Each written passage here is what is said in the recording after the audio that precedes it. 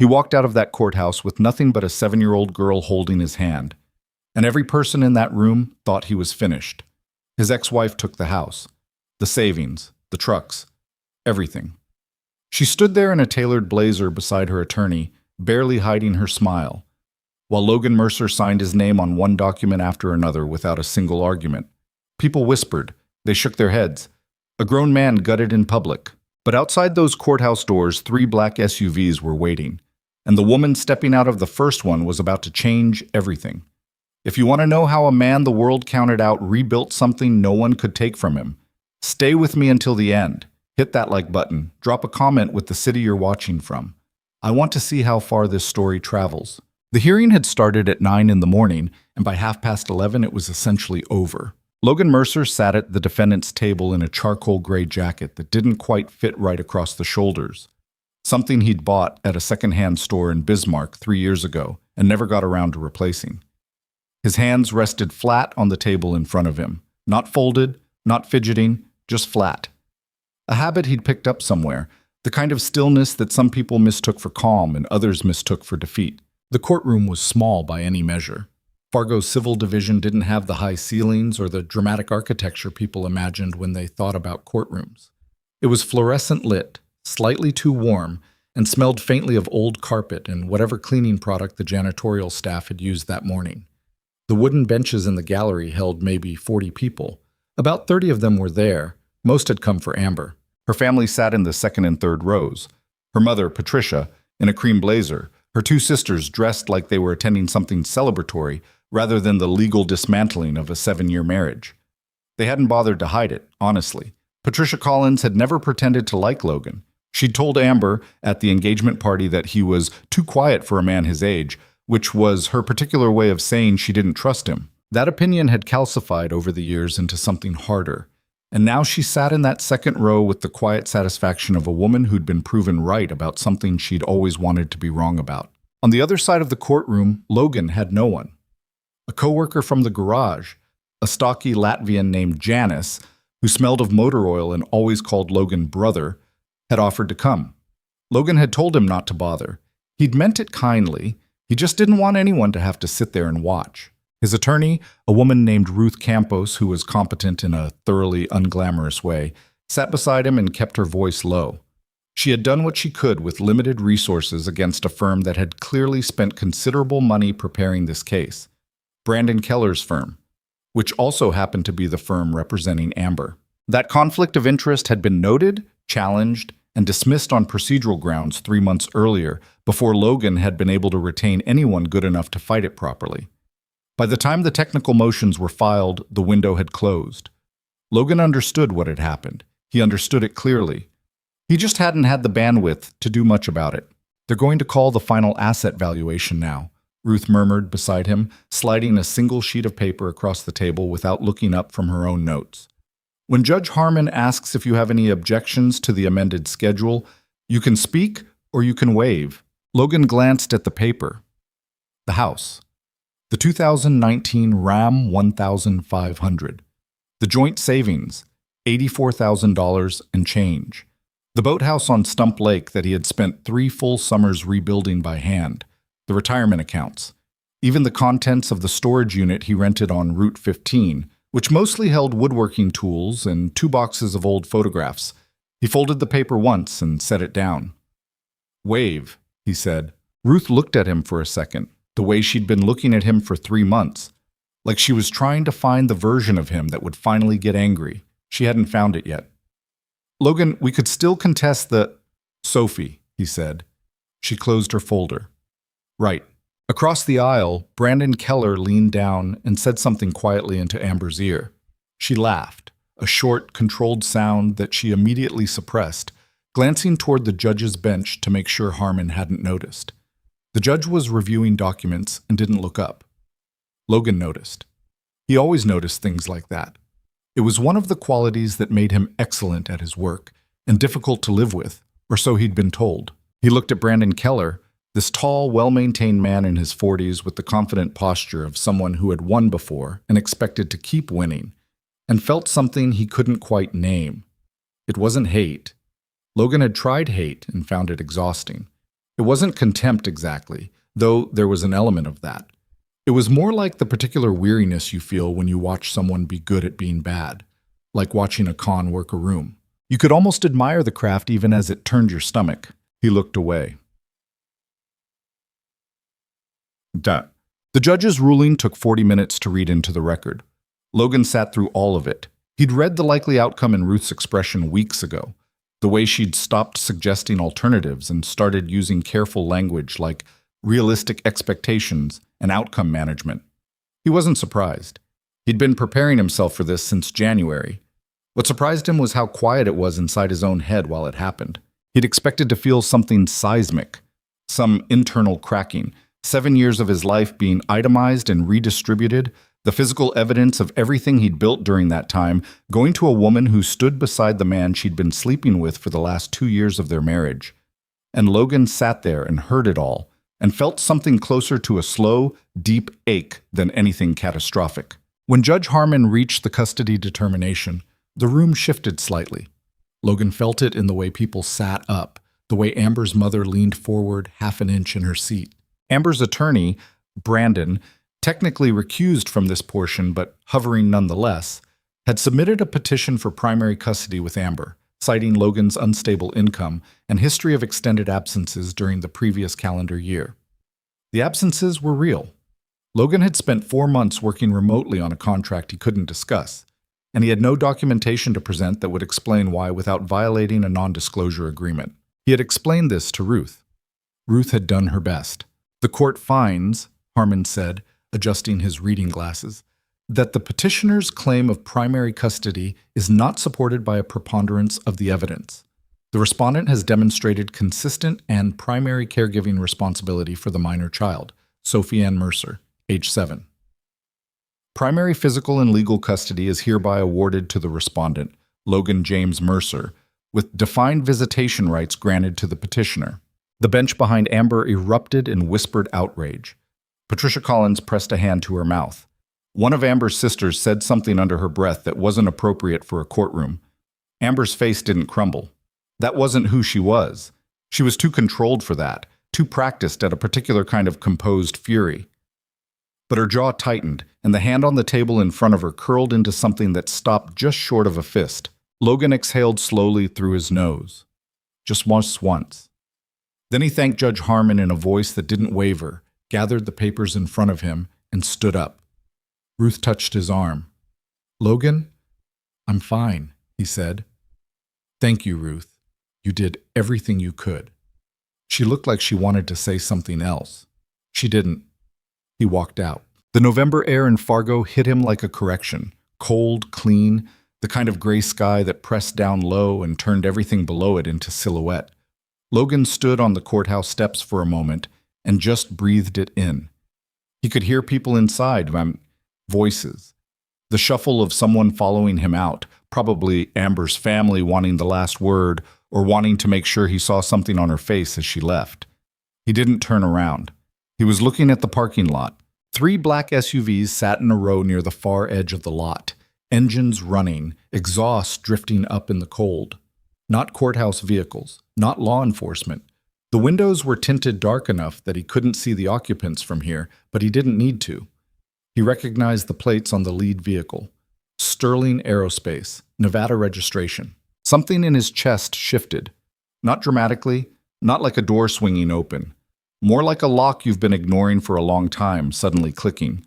He'd expected this call eventually. He'd just thought he'd have more time. The door of the lead SUV opened, and a woman got out. Olivia Sterling was 30 years old and moved like someone who had stopped worrying about whether people were watching her. Not arrogance exactly. More like a person who had so thoroughly accepted the space they occupied in a room that the performance of it had become unnecessary. She was wearing a dark coat, no visible jewelry, her dark hair pulled back without much ceremony. She looked cold. She didn't seem to mind. She stopped at the bottom of the courthouse steps and looked up at him. "Logan." "Olivia." A pause. She glanced at the courthouse doors behind him, then back.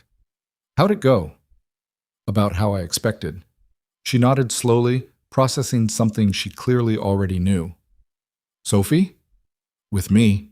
He paused. "She's at school." I'm picking her up at 3.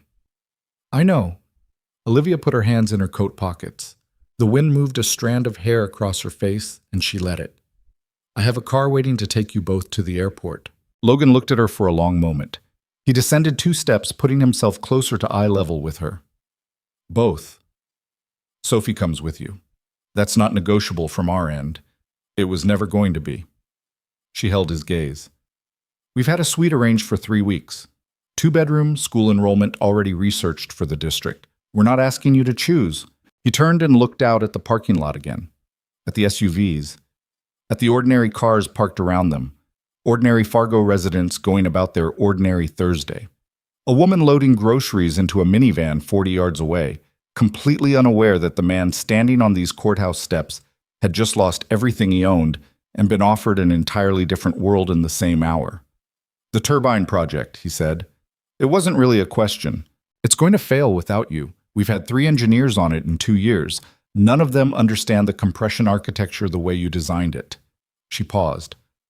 The way your wife designed it. He was quiet for a moment. The grocery woman finished loading, got in her van, drove away. You could have called, he said. I did call. 6 times over the past 14 months. Olivia tilted her head slightly. You let it go to voicemail. I know. I came in person because we're out of time. She said it without accusation, just fact. The board is meeting in 3 weeks. If I can't show them functional progress on the turbine compression system, they're going to sell the project to Hartwell Defense. It'll be weaponized. Everything Elena built. Don't. His voice came out harder than he intended. He pulled back slightly. I know what the stakes are. Olivia didn't flinch. She just waited. The courthouse door opened behind him. He heard Amber's voice, her telling one of her sisters something, the tone bright with vindication. And he heard the pause that happened when they came outside and saw him standing at the bottom of the steps, talking to a woman beside 3 black SUVs. He didn't turn around. 3 o'clock, he said to Olivia. I picked Sophie up at 3. We can be at the airport by 4:30. Something in Olivia's expression changed. Not relief exactly, but the release of a tension she'd been carrying quietly. We'll be ready. He nodded once and walked toward the parking lot, hands in his jacket pockets, and didn't look back at the courthouse or at the woman standing on its steps in a cream blazer wondering what exactly she was watching unfold. Eleanor Briggs. Elementary sat at the end of Maple Line, one of those aggressively cheerful school names that made no geographical sense in November. And Logan had been parking in the same spot in the pickup line since Sophie started 1st grade. 2nd row from the back, driver's side, next to a light pole that had a sticker on it that Sophie had put there herself during a brief phase when she was very committed to butterfly stickers. He'd never removed it. He liked having a landmark. He sat in his 2009 Tacoma, which, he noted with some irony, was the one vehicle the settlement had somehow not reached, largely because it had been in Janice's name for the past 8 months during a paperwork situation, and watched the school doors and thought about Elena. He did this sometimes. Not all the time. Not in the way people did early in grief, where the absence was a raw physical thing. It was quieter now, 3 years later. More like a habit, a checking in.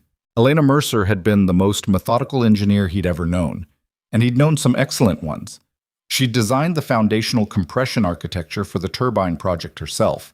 14 months of work, notebooks full of calculations in her particular tight script, models built and rebuilt on the kitchen table while Sophie toddled around the apartment floor eating cereal out of a cup. She'd been so specific about it, so careful. She used to say that engineering wasn't about being smart. It was about being honest, about the physics, about the limitations, about what you wanted the machine to do and what the machine actually wanted to do. She'd died before they could build the first physical prototype. Logan had walked away from the project 6 months after the funeral. Sophie was 4. He'd had no interest in the world that engineering existed in anymore, the money and the stakes and the politics of it.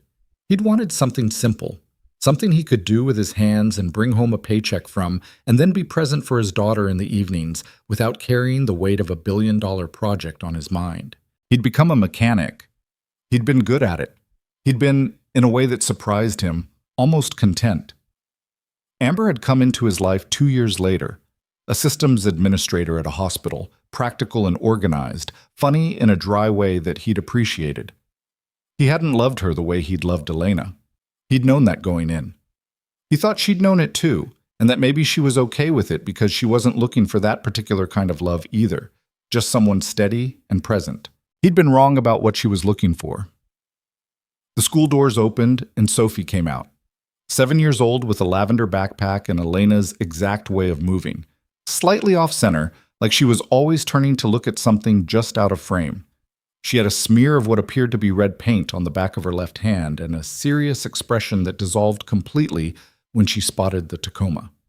She ran. Logan got out of the truck because he always got out of the truck when she ran.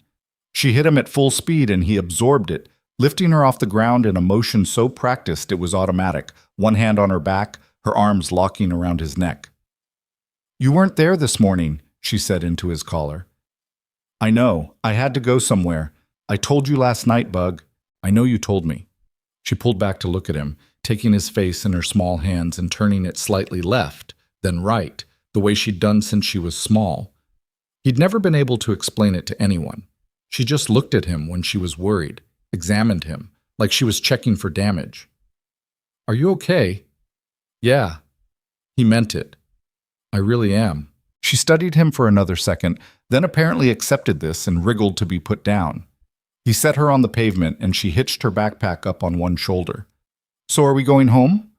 Logan looked at his daughter, this person who had his last name and Elena's eyes and something entirely her own in the way she navigated the world, slightly tilted, always looking, and felt the full weight of everything he was about to tell her. "Not exactly," he said. "I need to tell you something, and then I need to ask you something, and then we might be going on a plane tonight." Sophie stared at him. "A real plane?" she said. "A real plane." She looked away, processing, then back at him. "Are we coming back?" "Yes." He crouched down so they were level. "We're coming back. This is still home. But there's something I need to go help with, and I want you with me, and it's going to be a little different for a while." She was quiet for a moment, then said, in a very deliberate voice, "Does this have something to do with the black cars that were outside the courthouse when Mom texted Aunt Kelsey that you were embarrassing yourself?" Logan blinked. Sophie looked at him with the patient expression of a child who had been very carefully listening to adult conversations for her entire life. "Your mom," he said carefully, "was at the courthouse today. She texted Aunt Kelsey. I saw when she was picking me up last week." Sophie shifted the backpack again. "She said you didn't have a lawyer good enough to fight back. Are we going somewhere because you're fighting back?" He looked at his daughter, this small, perceptive, slightly paint-stained person, and felt something move through him that wasn't quite grief and wasn't quite pride and was probably something in between. "We're going somewhere," he said, "because someone needs my help. And it's important. And I've been hiding from it for long enough." Sophie considered this with the seriousness it deserved. "Okay," she finally said. "Can I bring Rabbit?" "You can absolutely bring Rabbit." She took his hand and they walked to the truck. The garage was called Mercer Auto, which had felt like a natural name when he opened it and felt slightly ironic to him now as he walked through it one last time in the early afternoon light. Janice standing in the middle of the floor, watching him with the expression of a man who understood more than he was saying. The garage was not beautiful. It had 3 lifts, a parts inventory that Logan had spent 2 years organizing into a system only he fully understood. Walls covered in the particular grime that good mechanical work accumulates over time, and a radio in the corner that played classic country and couldn't be changed because Janice had fixed it to that station during a slow Tuesday, and it had become a point of principle. Logan walked the length of it slowly, running his hand along the tool chest he'd bought secondhand and outfitted himself. His hands knew this place. The muscle memory of this work, the way his body oriented itself in this space, it was something, actually. It wasn't nothing. "So," Janice said, "you're going." "For a while." Janice made a sound that was not quite agreement. He was a man of 50-something who had come to North Dakota from Riga 20 years ago for reasons he described as complications and had never fully elaborated. He fixed cars with a competence that bordered on art, and he had never, in Logan's experience, pretended things were other than what they were. "This Sterling woman," he said, "she the one who called the past year?" "Yeah. You always look different after those calls." Janice crossed his arms. "Not bad different, just like you were carrying something extra. Logan didn't answer. He stopped at the bench near the back window and looked at the aerial photograph of the Sterling campus pinned there. Something he'd printed out 2 years ago and told himself was just reference material. He'd never been able to throw it away. "The project's in trouble," Logan said. "If I don't go back, 3 years of engineering work gets sold to someone who'll use it for things it was never designed for." He paused. "Elena's work." Janice was quiet for a long moment. "Then you go," he said. Logan turned. "I'll sign the shop over to you. I meant to do it 6 months ago." Janice raised one large hand, shaking his head. "You keep it. You come back, we run it together. You don't come back." He shrugged. "Then we talk." Logan looked at this man who had shown up for work every morning for 3 years and never asked about the past and never expected anything except honest work done well, and felt an affection for him that he didn't have the vocabulary for. He extended his hand. Janice shook it once, firmly. Then he walked back toward the lift and the car he'd been working on before Logan arrived, and he didn't look up again, which was the most considerate thing anyone had done for Logan all day. He had one stop before the airport. The aviation hangar at Bismarck Municipal Airfield had been in Logan's family for over 30 years. His father had started it, then the company had grown out of it, and even after everything had expanded and moved elsewhere, Logan had held on to the building. He paid the lease out of the mechanic's income, which was tight, because some things you don't let go of. He'd been out here twice in the past year, both times for maintenance reasons. He told himself he wasn't keeping it out of sentiment. He'd been lying. The locks were mechanical, a specific sequence he'd implemented himself, and they opened cleanly. He pulled the large side door and the interior smell hit him immediately. Aviation-grade lubricant, aluminum dust, the particular cool stillness of a building that holds carefully maintained things. He turned on the lights. There were 2 aircraft. Neither was flyable in its current state. Both were ongoing projects, restored slowly over years in whatever spare time he had, which meant their progress could be measured in inches per season. He wasn't there for those. He went to the workbench at the far end. It took him 20 minutes to find what he was looking for because he'd buried it deliberately. Beneath a locked secondary panel, he'd built himself into the back of the bench, behind 2 false drawers and a fire-rated document safe. Not because he expected anyone to know what they were looking for, but because Logan Mercer had learned in the course of building expensive and important things that you protect what matters even when no threat is visible. The notebooks were there. Elena's notebooks. 14 of them, cloth-bound, different colors. She'd bought them in batches from a specialty stationer in Chicago and went through them fast. Logan lifted the top 2 and held them for a moment without opening them. His hands knew the texture of them, the way they knew the tool chest and the Tacoma's steering wheel, and the specific weight of Sophie's small body when she ran at him. He put them carefully into the weatherproof case he'd brought and sealed it. He also pulled a hard drive from the safe. Black, unmarked, the size of a paperback novel. Encrypted 3 ways with a key that existed in only 2 places: the drive itself and Logan's memory. He put it in the case with the notebooks. He stood in the hangar for a moment. He was not fundamentally a sentimental man. He was not a man who gave speeches, even internal ones. But he stood there with that case in his hand and felt the full weight of what he was doing, returning to something he'd walked away from, carrying the last physical traces of a woman he'd loved, with a daughter who had her mother's eyes waiting in a truck in the parking lot. "Okay," he said quietly. To no one, to Elena, to himself.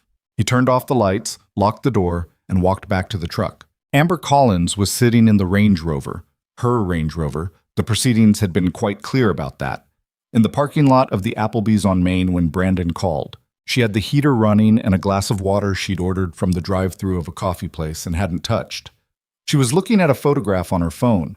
Herself and Sophie at the state fair last summer. Sophie mid-laugh on a ride.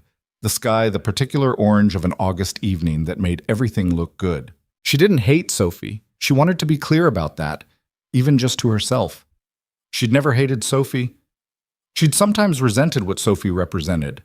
The part of Logan that was always somewhere else, always occupied with a grief and a love that predated her, and that she had never, despite 2 years of trying, been allowed into. That was the truth of it. The truth she'd told herself when she'd started spending extra evenings at the office, where Brandon had an office adjacent to hers. She had a reason. It wasn't a good reason, but it was real. You saw the cars, Brandon said when she answered. 3 SUVs. Sterling plates. She paused. You know what that is? A silence. Then, it's a company. It's nothing. Brandon. Her voice was flat. What is it? She's a client, Amber. One of dozens. I handled some contract paperwork for her firm last year. The woman knows how to make an entrance. Those weren't entrance cars. Amber stared at the photo of Sophie. Those were "we've been waiting" cars. Brandon made a dismissive sound, but she heard something underneath it that she'd gotten good at recognizing over the past 8 months. The slight compression of his voice when he was deciding something. Let it go, he said. He walked out of that building with nothing. You have everything. Just, I have a daughter who chose to live with her father, Amber said. Her voice cracked slightly on the last 2 words. She controlled it. Don't tell me I have everything. The line was quiet. Come to dinner tonight, Brandon finally said. I made a reservation at Labatt's, 7 o'clock. She looked at the photograph a while longer. I'll think about it, she said, and ended the call. She didn't go to dinner. She sat in the parking lot for another 40 minutes, watching a couple walk in and out of the Applebee's with a small kid between them, each holding one of his hands, swinging him forward on the steps, and she thought about the 3 black SUVs and the woman who had stepped out of them. She thought about the way Logan had stood at the bottom of those steps without turning around to look at her. She'd been so certain for so long that she knew who he was. A quiet man who had missed his window, who had stepped back from whatever he'd once been and couldn't find his way back to it. She didn't know why those cars were unsettling her. She didn't know why she felt, for the first time in a long time, that she had made several very large errors. She drove home without calling Brandon back. The private jet was a Gulfstream G55. Oh, and Sophie walked up its steps with the careful reverence of a person entering a museum for the first time. She stopped at the top of the stairs and turned around to look at Logan, who was behind her on the steps. It smells like a hotel, she announced. It kinda does, he agreed. Olivia Sterling was already inside, in one of the cream-colored seats near the front, laptop open, a phone to her ear. She glanced up when they boarded and held up one finger, was one moment, and continued her call without breaking stride. The call was in German, which Sophie immediately found interesting. She speaks German, Sophie said, not lowering her voice particularly. Apparently. Do you speak German? No. I know some words from a show. Please don't demonstrate. Sophie dropped into a seat with the comfortable lack of self-consciousness that 7-year-olds had in spaces designed for adults, and began examining the window latch with genuine engineering interest. Logan sat across from her and watched her, and felt something that was half gratitude and half the specific brand of terror that parents carry around and don't talk about much. She was okay. She was going to be okay. He had to keep believing that. Olivia ended her call and came back toward them. Sophie, she said, sitting across the aisle. I'm Olivia. I work with your dad. Sophie looked at her with the measuring expression. He said you need his help. I do. He's very good at something I'm not. Mechanics? Engineering, Olivia said. Though I heard he's decent at mechanics, too. Sophie cut a look at Logan. He fixed our neighbor's tractor once. She cried a little. I'd believe it, Olivia said. There was a warmth in her voice that wasn't performed. She'd clearly been around children enough to not be intimidated by them, which Sophie, for her part, appeared to appreciate. Can I ask you something? Sophie considered. Okay. Is there anything you want to know before we take off? About where we're going or what it's going to be like? Sophie thought about this seriously, and the particular way she approached questions she felt deserved real consideration. Will I have my own room? You'll have your own room, Olivia confirmed. Can I bring my fish? Olivia blinked. You have a fish? His name is Gerald. Logan realized he had forgotten about Gerald. He had forgotten about Gerald completely. We'll get Gerald sorted, Olivia said, with only a slight pause. I promise. Sophie nodded, satisfied, and went back to examining the window latch. Logan looked at Olivia. She was already looking at him. Something passed between them that wasn't quite amusement and wasn't quite the weight of everything that was on the line. Something in between, the way 2 people who both understand the stakes of something can find a single moment of levity in it without diminishing it. Gerald, he said. We'll get him shipped priority, she said. I'll call someone.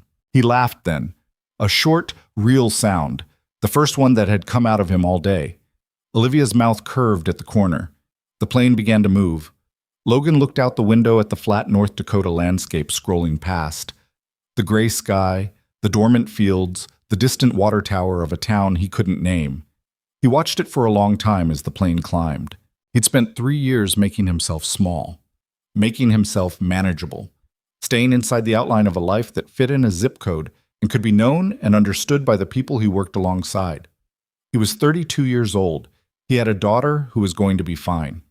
He had a case in the overhead compartment that contained 14 notebooks and an encrypted hard drive and 3 years of someone else's untested genius. He had work to do. The clouds took the ground from him, and he watched them instead. The Sterling Aerospace campus outside Reno, Nevada, was nothing like Logan had expected, which was strange because he'd helped design parts of it. That was the particular dissonance of returning to a place you'd shaped during a different version of your life. The bones were familiar, but the body had changed. The main research complex had expanded since he'd last been here, nearly 4 years ago. 3 new wings, all glass and raw concrete in the style that architects favored when they were trying to signal seriousness. The original building, the one that Elena had spent the most time in, was still there at the center of everything, slightly smaller than its neighbors, slightly older, like a person standing in a crowd of people who are all dressed better. They arrived just past 9 in the evening, Nevada time. Sophie had fallen asleep somewhere over Utah, curled into the leather seat with Rabbit tucked under her chin, and Logan had carried her off the plane without waking her. She stirred once in the car, opened one eye, assessed that Logan was present and the situation was stable, and went back to sleep. He appreciated her efficiency. The suite Olivia had arranged was on the 4th floor of the company's residential building, which was not a hotel in the technical sense but functioned like one, maintained for executives and visiting engineers who needed to be on campus for extended periods. 2 bedrooms, a sitting area, a kitchen that had been stocked with what someone had guessed would be appropriate. There was a box of Lucky Charms on the counter that Logan suspected was Olivia's attempt to account for Sophie. He tucked Sophie in without ceremony, left the lamp on in the hallway at the angle she preferred, and went and stood in the kitchen and looked at the Lucky Charms for a while. It was 10:15. His whole life had rearranged itself in about 11 hours.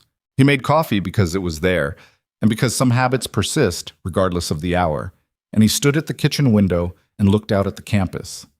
The lit pathways, the distant shape of the main hangar, the mountains dark against the darker sky, and tried to locate himself in the sequence of things. The courthouse. Amber's face when the custody ruling was read, Sophie and her butterfly sticker landmark, Janice not looking up, Elena's notebooks in the overhead compartment, a knock at the door, quiet, 3 measured taps. He opened it to find Olivia, still in the same coat, now holding a folder and looking like someone who hadn't considered that it might be too late to knock. "I can come back in the morning," she said. "You're already here." She came in. She glanced around the suite the way people do when they've arranged a space and want to see if it reads the way they intended. Her eyes stopped on the Lucky Charms. "Too much?" she said. "She's 7, not 5. I didn't know what she ate." "She eats everything. She's not picky." He poured a second cup of coffee and held it out. She took it without comment, which told him something about the kind of evening she'd had. They sat at the small table near the window. Olivia opened the folder and set it between them. Inside were photographs, schematics, and 2 dense pages of notes in a typeface too small to read comfortably.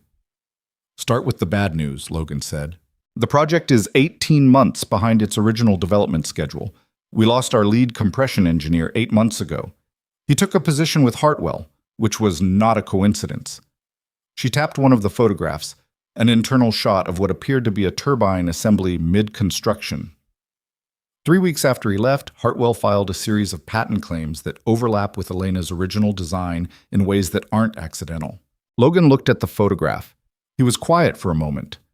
"How much overlap?" "Our IP attorneys say enough to create a legal challenge that would stall the project for 2 years minimum, even if we ultimately win." Olivia's voice was even, the way people trained themselves to sound even when they were talking about something that was making them angry. "But there's a gap. A section of Elena's design that was never documented outside of her personal notes. The compression sequencing logic in the third stage. It exists in her notebooks, but nowhere in the official company filings. Logan understood what she was saying immediately. He felt the familiarity of it, the specific texture of Elena's thinking. She kept it out deliberately, he said. Did she? Yes. He leaned forward slightly. She didn't trust the filing process. She thought the patent system moved too slow and leaked too much during the application period.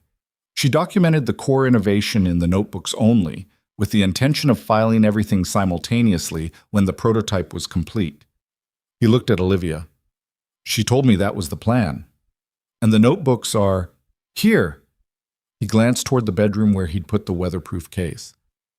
I brought them. Something in Olivia's posture shifted, not dramatically.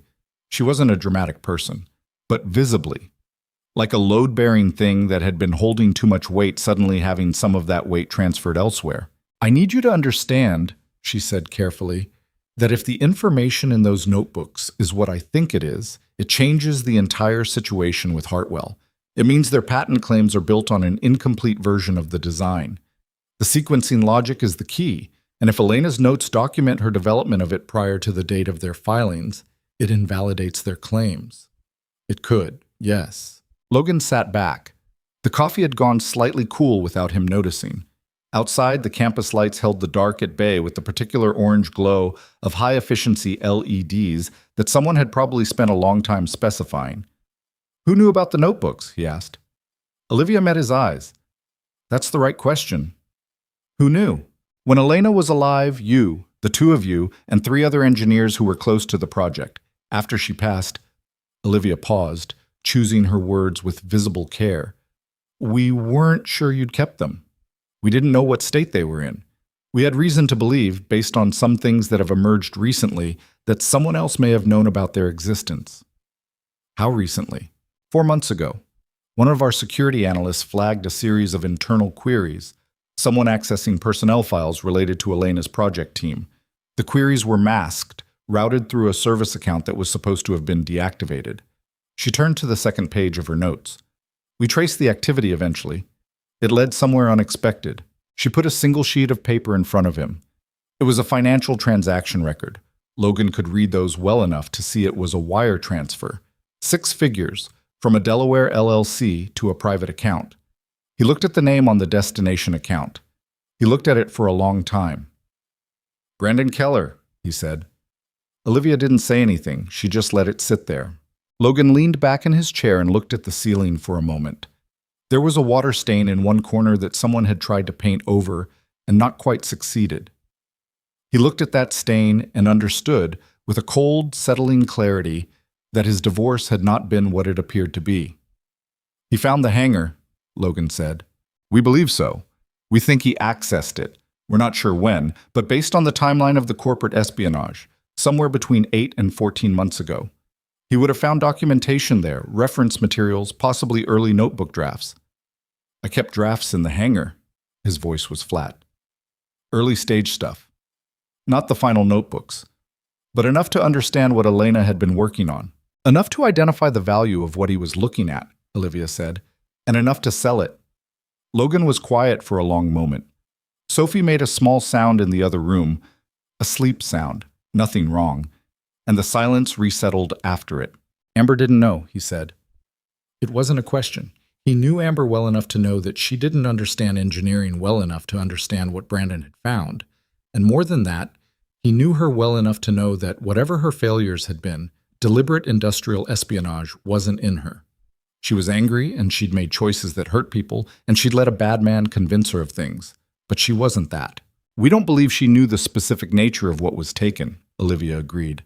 But she was used, Logan. The divorce proceedings, Brandon positioned himself to gain access to your financial records, your asset disclosures, anything that would help him understand what you had and where it was. Logan thought about the storage unit on Route 15. On the asset disclosure forms, he'd listed its contents honestly. Woodworking tools and boxes of old photographs. He had not listed the secondary documents in the hangar because the hangar was leased and not a marital asset, and because he had not thought, in the exhaustion of everything falling apart around him, to consider that someone might be using the divorce specifically to find what it contained. He'd missed it. He was a careful man and he had missed it because he'd been too busy holding things together with Sophie and working 60-hour weeks at the garage and trying not to drown. "What does he have?" Logan said. "Specifically, what did he sell?" Olivia pulled out one more sheet. "That's what we need to determine. The buyers, Hartwell's intermediaries, received something. Whether it was enough to actually replicate Elena's sequencing logic or just enough to understand that it existed is the question." She looked at him directly. "That's why the notebooks matter. If we can establish a complete documented record of Elena's work, time-stamped through the development process, we can challenge whatever Hartwell has and determine where the gaps are." Logan looked at the transaction record again. 6 figures. Brandon Keller had looked at 14 notebooks full of calculations written in Elena's tight script, in the building that Logan had maintained for 3 years out of something he'd called practicality and was actually grief, and he'd understood enough to know they were valuable, and he'd sold them. Or tried to. He'd sold what he could photograph or copy. The notebooks themselves were still in the safe, because Logan had built the safe himself, and because he protected what mattered, and because even in the worst year of his life, some habits held. "Okay," he said. He stood up, took the weatherproof case from the bedroom and put it on the table between them. He unsealed it and laid out the notebooks. All 14 of them, different colors, Elena's handwriting on every page, and then set the hard drive beside them. Olivia Sterling, who was a woman who had built a company worth several $billion and who was not typically given to visible emotion in professional settings, looked at those notebooks for a long moment without speaking. "Is this everything?" she finally said. "This is everything." She put her hand on the top notebook and then seemed to think better of it and pulled back. "We should have a proper chain of custody established before anyone handles them. The legal team needs to be involved from the start." "In the morning," he said. "Tonight I need to go through them myself first. I need to know what's there before anyone else does." She looked at him. "Why?" "Because Elena kept shorthand that no one else will fully understand without context. Because some of what's in here is notation that looks wrong and isn't. She had a specific way of documenting a calculation that was still developing. If someone reads these without knowing her process, they'll misinterpret the sequence." He paused. "And because they were hers, and I haven't read them since she died, and I want to do that once before they become evidence." The silence between them was the kind that had weight to it. Not uncomfortable, just full. "I'll have the legal team ready for 9 a.m., Olivia said. She stood, gathered her folder, and left the notebooks on the table. At the door she stopped, hand on the frame, and turned back. "Logan?" She seemed to be picking words carefully. "What you walked away from. The project, the company, all of it. I understood why. I want you to know I understood at the time, even when I was frustrated by it." She paused. "Elena would have finished this. I think that's what you're carrying." He looked at her. "Yeah," he said. She nodded once and left. He locked the door and came back to the table and sat down with the first notebook, the blue one, because Elena always started a new stage with the blue, and opened it to the first page. Her handwriting was exactly as he remembered it. He read for 4 hours. By 2 in the morning, he had confirmed 3 things. The first was that Elena's sequencing logic was complete, documented across notebooks 7 through 11, and was sufficiently distinctive and detailed to establish clear priority over anything Hartwell had filed. The second was that whoever had accessed the hangar and photographed or copied materials there had gotten the early development notebooks, the first 4, essentially the problem-setting phase, but had not gotten anything past the midpoint of Elena's process. They had the premise, but not the solution.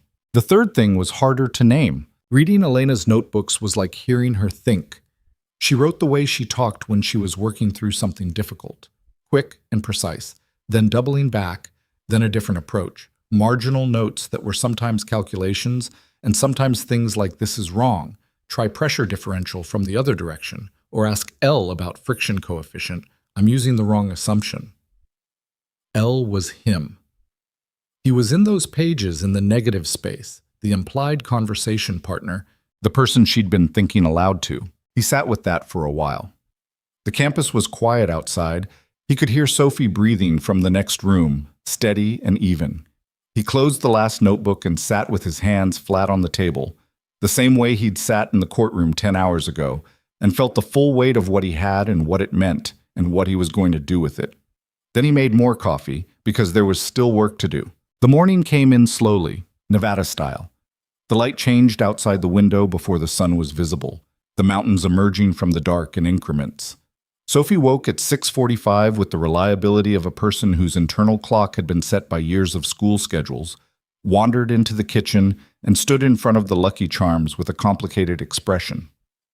"Is this because she thinks kids only eat this?" Sophie said. "Yes." "I can eat it. I'm just saying." She ate 2 bowls while Logan made eggs, and she told him about a dream she'd had involving a horse and a shopping mall and something called the Department of Clouds. And Logan listened and made eggs and felt something that was not quite normal and not quite the opposite of normal, just something he was working out. At 7:30, his phone buzzed with a message from an unknown number. "I know what you brought with you. You should know what I found." B. Logan looked at the message for a moment. He put the phone face down on the counter. "Dad," Sophie said, "is your egg burning?" "Yeah." He turned back to the stove. "Thanks." He forwarded the message to Olivia. Her response came in 30 seconds. "Do not respond. I'm calling the attorneys and our security team now." Brandon Keller had sent that message. Brandon Keller, who was in Fargo, North Dakota, which was 1,700 miles away, knew what Logan had brought to Nevada, which meant the hangar had been monitored, which meant the stop Logan had made yesterday afternoon had been watched. He turned this over in his mind while Sophie finished her Lucky Charms and explained the organizational logic of the Department of Clouds. He was not afraid. And he took a moment to honestly assess this, something closer to focused.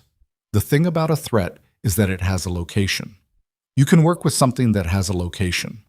It was the shapeless things, the quiet erosions, the long year of watching a marriage fall apart in slow motion while you raised a child and drove to work and didn't let yourself name what was happening. Those were the things that ground you down. A specific threat from a specific person was practically a relief. "Sophie," he said, "I need to make some calls this morning. Ms. Sterling arranged for someone to take you on a tour of the campus if you want. There's a simulator lab she mentioned." Sophie looked up from her bowl. "A simulator for what?" "Aircraft, I think." A pause. "Can Rabbit come?" "Rabbit can absolutely come." The simulator lab was housed in the research wing's lower level, and the engineer Olivia had assigned to show Sophie around was a young woman named Priya, who had the gift of treating children like people with actual thoughts, which Sophie responded to with the immediate warmth she reserved for adults who didn't condescend to her. Logan watched them disappear through a set of double doors, Rabbit tucked under Sophie's arm, Priya already explaining something about flight dynamics in the specific vocabulary of someone who had decided a 7-year-old could handle the real information. He turned and walked toward the conference room Olivia had designated, where 3 attorneys and a cybersecurity analyst were already waiting. The meeting ran for 2.5 hours. By the end of it, the notebooks had been photographed, cataloged, and entered into a legal record. The hard drive had been opened by their encryption specialist. Logan provided the key. And its contents, which included 4 years of backup files from Elena's personal research drives, had been transferred to Sterling's secure servers. The cybersecurity analyst, a quiet man named Dwight, with ink on his right hand that suggested a second life as an illustrator, confirmed that the hangar had been fitted with a wireless monitoring device of the type used by corporate intelligence contractors. Logan had not known this. He did not visibly react when Dwight told him. The attorneys spent an hour laying out the legal strategy. The wire transfer connecting Brandon to Hartwell's intermediaries, combined with the time-stamped documentation in Elena's notebooks, constituted enough to bring federal charges. Theft of proprietary technology, industrial espionage, wire fraud. They wanted to move quickly, before Hartwell could modify their patent filings or destroy evidence. They had already been in contact with the FBI's Economic Crimes Unit out of Las Vegas. "What about Amber?" Logan said at some point during the 3rd hour. The room got slightly quieter. One of the attorneys, a woman named Carver who reminded Logan of Ruth Campos but sharper, looked up from her notes. "She's peripheral to the main criminal action. Her exposure depends on what she knew and when." Carver paused. Based on what you've told us and the transaction record we have, she's more likely a witness than a defendant. But that'll be the federal investigators' determination, not ours. Logan nodded. He didn't say anything else about Amber. There wasn't much to say. He hadn't wished her harm going into that courtroom, and he didn't wish her harm now. He just wanted the truth recorded and the stolen things returned and the project that Elena had spent the last productive months of her life building to be completed the way she intended it. After the meeting, he stood in the hallway outside the conference room and let the building settle around him. People moved past. Engineers, assistants, someone pushing a cart stacked with aluminum prototypes. A normal workday in an aerospace company. People solving problems, drinking bad coffee from a machine near the elevator, arguing about specifications in the way engineers argue, which was with great precision and no particular emotion. He had missed this, he realized. Not the money or the influence. The problem solving. The specific pleasure of working on something that pushed against the boundaries of what was known and trying to find the edges. Olivia appeared at his shoulder. "How are you doing?" she said. "I need to see the turbine," he said. "The actual physical build. Whatever state it's in." She looked at him for a moment. "Now?" If there's time, there was time. She took him to the main fabrication bay, a high-ceilinged space that smelled of machined metal and the particular kind of industrial cleanliness that required constant maintenance to achieve. The turbine assembly occupied a central platform, partially shrouded, components in various stages of construction. Logan stood in front of it for a long moment. It was Elena's design given physical form. Imperfect, incomplete, bearing the marks of 3 engineers who had worked on it in the intervening years and hadn't fully understood what they were working with. He could see the errors. He could see, more importantly, where the original vision had been followed faithfully and where it hadn't. He could see the gap, the physical gap, in the compression stage, where the 3rd stage sequencing had never been properly implemented because the engineers working from the official filings hadn't had the full documentation. He reached out and put his hand on the housing, cool aluminum. "This is buildable," he said. Olivia was beside him. "Tell me what you see," he told her. They stood in that fabrication bay for an hour and a half, and he walked her through every section, the parts that worked, and the parts that didn't, and the part that was missing, and how to fix it. He wasn't performing. He wasn't trying to impress anyone. He was just telling her the truth about a machine the way Elena had taught him, honestly, specifically, without pretending the problems were smaller than they were or the solutions simpler than they were. Olivia listened to all of it without interrupting. She asked 3 questions, all of them good. At the end, she said, "Can you do it? Get us to a working prototype?" Logan looked at the turbine assembly for a long moment, at Elena's design made partial and imperfect and waiting. "Yeah," he said. "I can do it." It wasn't a triumphant answer. It wasn't the kind of thing you said with particular heat or volume. It was just what was true, stated plainly, the way good engineers stated things. But Olivia Sterling had been trying to hear it for 7 years, through 6 unanswered phone calls, and 1 very cold courthouse parking lot, and she received it accordingly. "Okay," she said, "let's get to work." They walked back through the fabrication bay, past the engineers who glanced up, and looked at Logan with the careful assessment of people trying to determine what the presence of a new person means for the order of their world. He didn't try to manage their impressions. He just walked and looked at things, and already, in a part of his mind that he'd kept very quiet for 3 years, the architecture of a solution was assembling itself. His phone buzzed. It was Sophie. "The simulator is amazing. I crashed twice, but Priya says that's actually good data." He showed the screen to Olivia without thinking about it. She read it, and for the first time since he'd met her in that courthouse parking lot, she actually laughed. Full and unguarded, nothing professional about it. Just a person finding something genuinely funny. It was, Logan thought, a good sound. He texted Sophie back. "Don't crash a 3rd time. 2 is a pattern, 3 is a habit." The response was instantaneous. A single emoji of a small plane. He put the phone in his pocket and followed Olivia down the corridor toward the conference room and the work that was waiting, the specific gravity of it pulling him forward the way important work always did.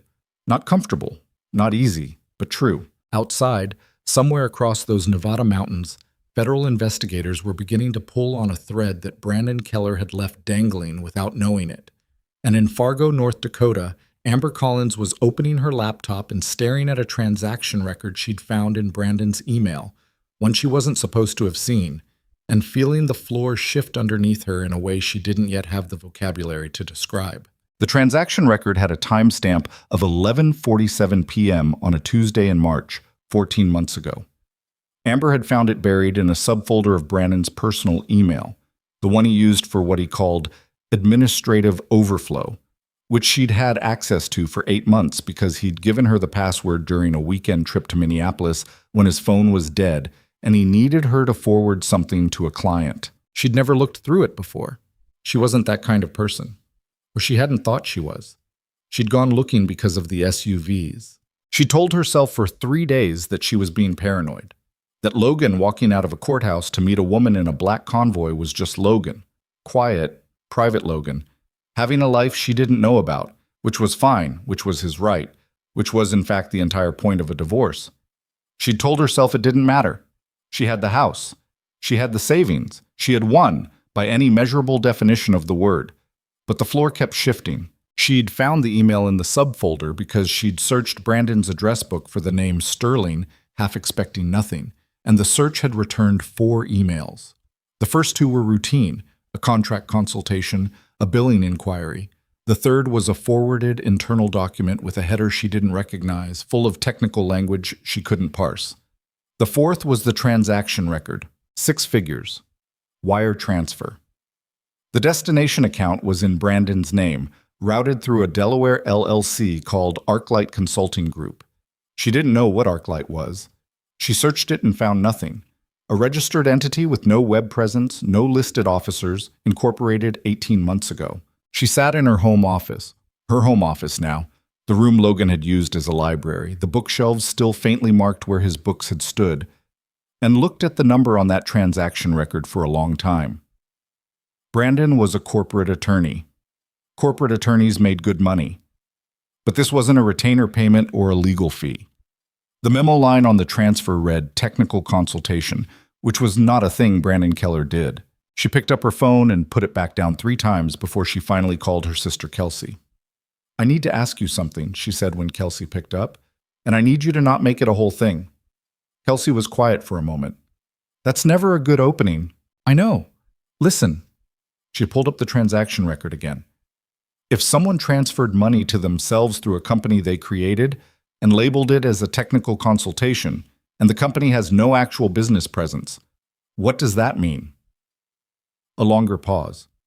Kelsey worked in insurance and understood the architecture of financial concealment the way most people understood weather patterns, well enough to recognize the signs without being able to stop the storm. "Amber," Kelsey said carefully, "why are you asking me this?" "Just answer the question." "It could be a lot of things. Tax sheltering, moving money between accounts for legitimate reasons with a business wrapper." Another pause. "Or it could be someone routing a payment they didn't want traced directly back to themselves." Amber said nothing. "Whose account is it?" Kelsey said. "I need to think," Amber said, and hung up. She sat with it for another hour. Then she picked up her phone again and called a number she'd deleted after the divorce proceedings but hadn't quite forgotten. Ruth Campos answered on the 3rd ring, sounding slightly surprised. "This is Amber Collins," Amber said. "I know this is unusual. I need to ask you something that isn't about the case we just finished." "Ms. Collins, I represented Logan in—" "I know who you represented. I'm not calling about that." She looked at the transaction record on her laptop screen. "I'm calling because I think I may have found something, and I don't know what to do with it. And I can't call Brandon about it, for obvious reasons, and I don't have my own attorney for anything except the firm he recommended, which I'm starting to understand was a problem." Ruth Campos was quiet for a long moment. In the background, Amber could hear what sounded like a television, a normal evening being had by a person with a normal evening. "What kind of something?" Ruth finally said. Amber told her about the transaction record. She read the key details, the amount, the LLC name, the memo line. She mentioned the Sterling name in the earlier emails. She described the technical document she'd only partially understood. When she finished, Ruth was quiet again, long enough that Amber checked her phone to make sure the call hadn't dropped. "Ms. Collins," Ruth finally said. Her voice changed, sharper, more careful. I need you to not delete anything you found. Don't move it, don't forward it, don't screenshot it, and send it anywhere. Just leave it exactly where it is. Okay, Amber said. A cold feeling was spreading through her chest. Why? Because if what you are describing is what I think it might be, Ruth said, this is significantly above what either of us can handle without proper guidance. I'm going to make a call in the morning and I'll be in touch. She paused. Are you somewhere safe? The question landed strangely. I'm at home, Amber said. Okay. Stay there tonight. Ruth paused again. And Ms. Collins, you did the right thing calling. Amber set the phone down and looked around the room. The library that wasn't a library anymore. The empty shelves, the good rug Logan had found at an estate sale, and that she'd argued to keep because she genuinely loved it, and that she now found she couldn't stand the sight of. She didn't sleep well that night. 1,200 miles away, in a Sterling Aerospace conference room lit by the particular bluish light of a projector screen, Logan was looking at a timeline. Dwight, the cybersecurity analyst with the ink-stained hand, had built it overnight, a visual reconstruction of the breach, working backward from the transaction record to the hangar access to the corporate database queries.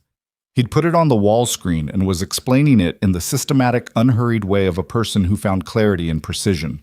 The monitoring device at the hangar was installed somewhere between November and December, 14 months ago, Dwight said, using a laser pointer with the practiced ease of someone who'd given a lot of presentations to people who needed them to be clear.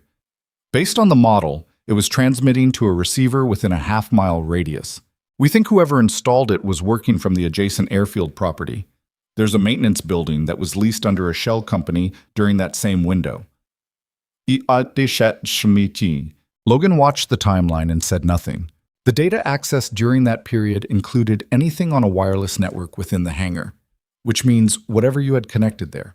External drives, tablets, anything with a signal. Dwight clicked to the next slide. We believe the primary target was files, not physical materials. Based on the documents Hartwell used in their filings, what they received was photographic or digital copies of early-stage development materials, not the notebooks themselves. Because the notebooks weren't connected to anything, Logan said. Correct. They're physical documents. They couldn't be accessed remotely. Attorney Carver, seated to Logan's left, leaned forward. Which is the fundamental gap in what Hartwell has. They have the premise of Elena Mercer's design. They don't have the mechanism. And the mechanism is in the notebooks, Logan said, which are now logged, photographed, and in our legal custody. Carver turned to the projector. The federal team is moving faster than I expected. The wire transfer is a clean trail. Brandon Keller made an error. He used his own LLC to receive the payment instead of a third-party cutout. Either he thought no one would look, or he thought the shell structure was sufficient. He thought no one would look, Logan said. He looked at me and saw a mechanic whose wife was leaving him. He thought the most dangerous thing I had was a lawyer who charged $150 an hour. No one in the room said anything to that. Olivia, standing near the wall, was watching Logan with an expression that wasn't pity. She wasn't built for pity. It didn't suit her face, but something close to the recognition of a specific kind of pain. There's something else, Dwight said. He clicked to a different slide. The database queries. The ones that accessed Sterling's internal personnel records, including files related to the original project team. Those were routed through the deactivated service account, which we traced to its original user, an IT contractor who left the company 3 years ago. He paused. The contractor was hired through a staffing agency that, when we ran it, connected to another LLC with overlapping registration addresses with ArcLight Consulting. The room processed this. He built the access 3 years ago, Olivia said. It wasn't disbelief. It was the flat sound of confirmation. He was planning this. The timing suggests the original corporate espionage plan may predate his personal involvement with Ms. Collins, Carver said carefully. The romantic relationship may have developed separately and then been leveraged, or may have been instrumental from the start. We don't know yet. Logan looked at the timeline on the wall. 3 years. The LLC registration dated to 8 months after Elena died, when Logan was barely functional, when Sophie was 4 years old and Logan was going through the specific hell of early grief while also figuring out how to keep a small person alive and healthy. Someone had been building a mechanism to steal Elena's work while Logan had been deciding between Cheerios and the fruit and grain option at the grocery store. I want to understand the full scope, Logan said. What exactly did he sell, and what does Hartwell actually have? Dwight pulled up a comparative analysis. The patent filings Hartwell had submitted overlapped with the first 4 stages of Elena's compression design: the problem statement, the initial approach, the first 2 iterations of the intake architecture. Significant, technically sophisticated, worth stealing. But it was, as Carver had said, the premise without the mechanism.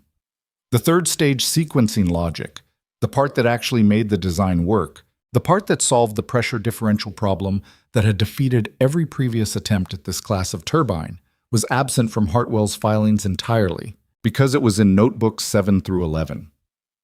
Notebooks that had never left the physical safe, Logan had built inside the tool bench in a hangar that was leased in his name and maintained with money from a mechanic's salary, and that had stayed locked for 3 years because Logan Mercer had, without ever fully knowing why, refused to let it go.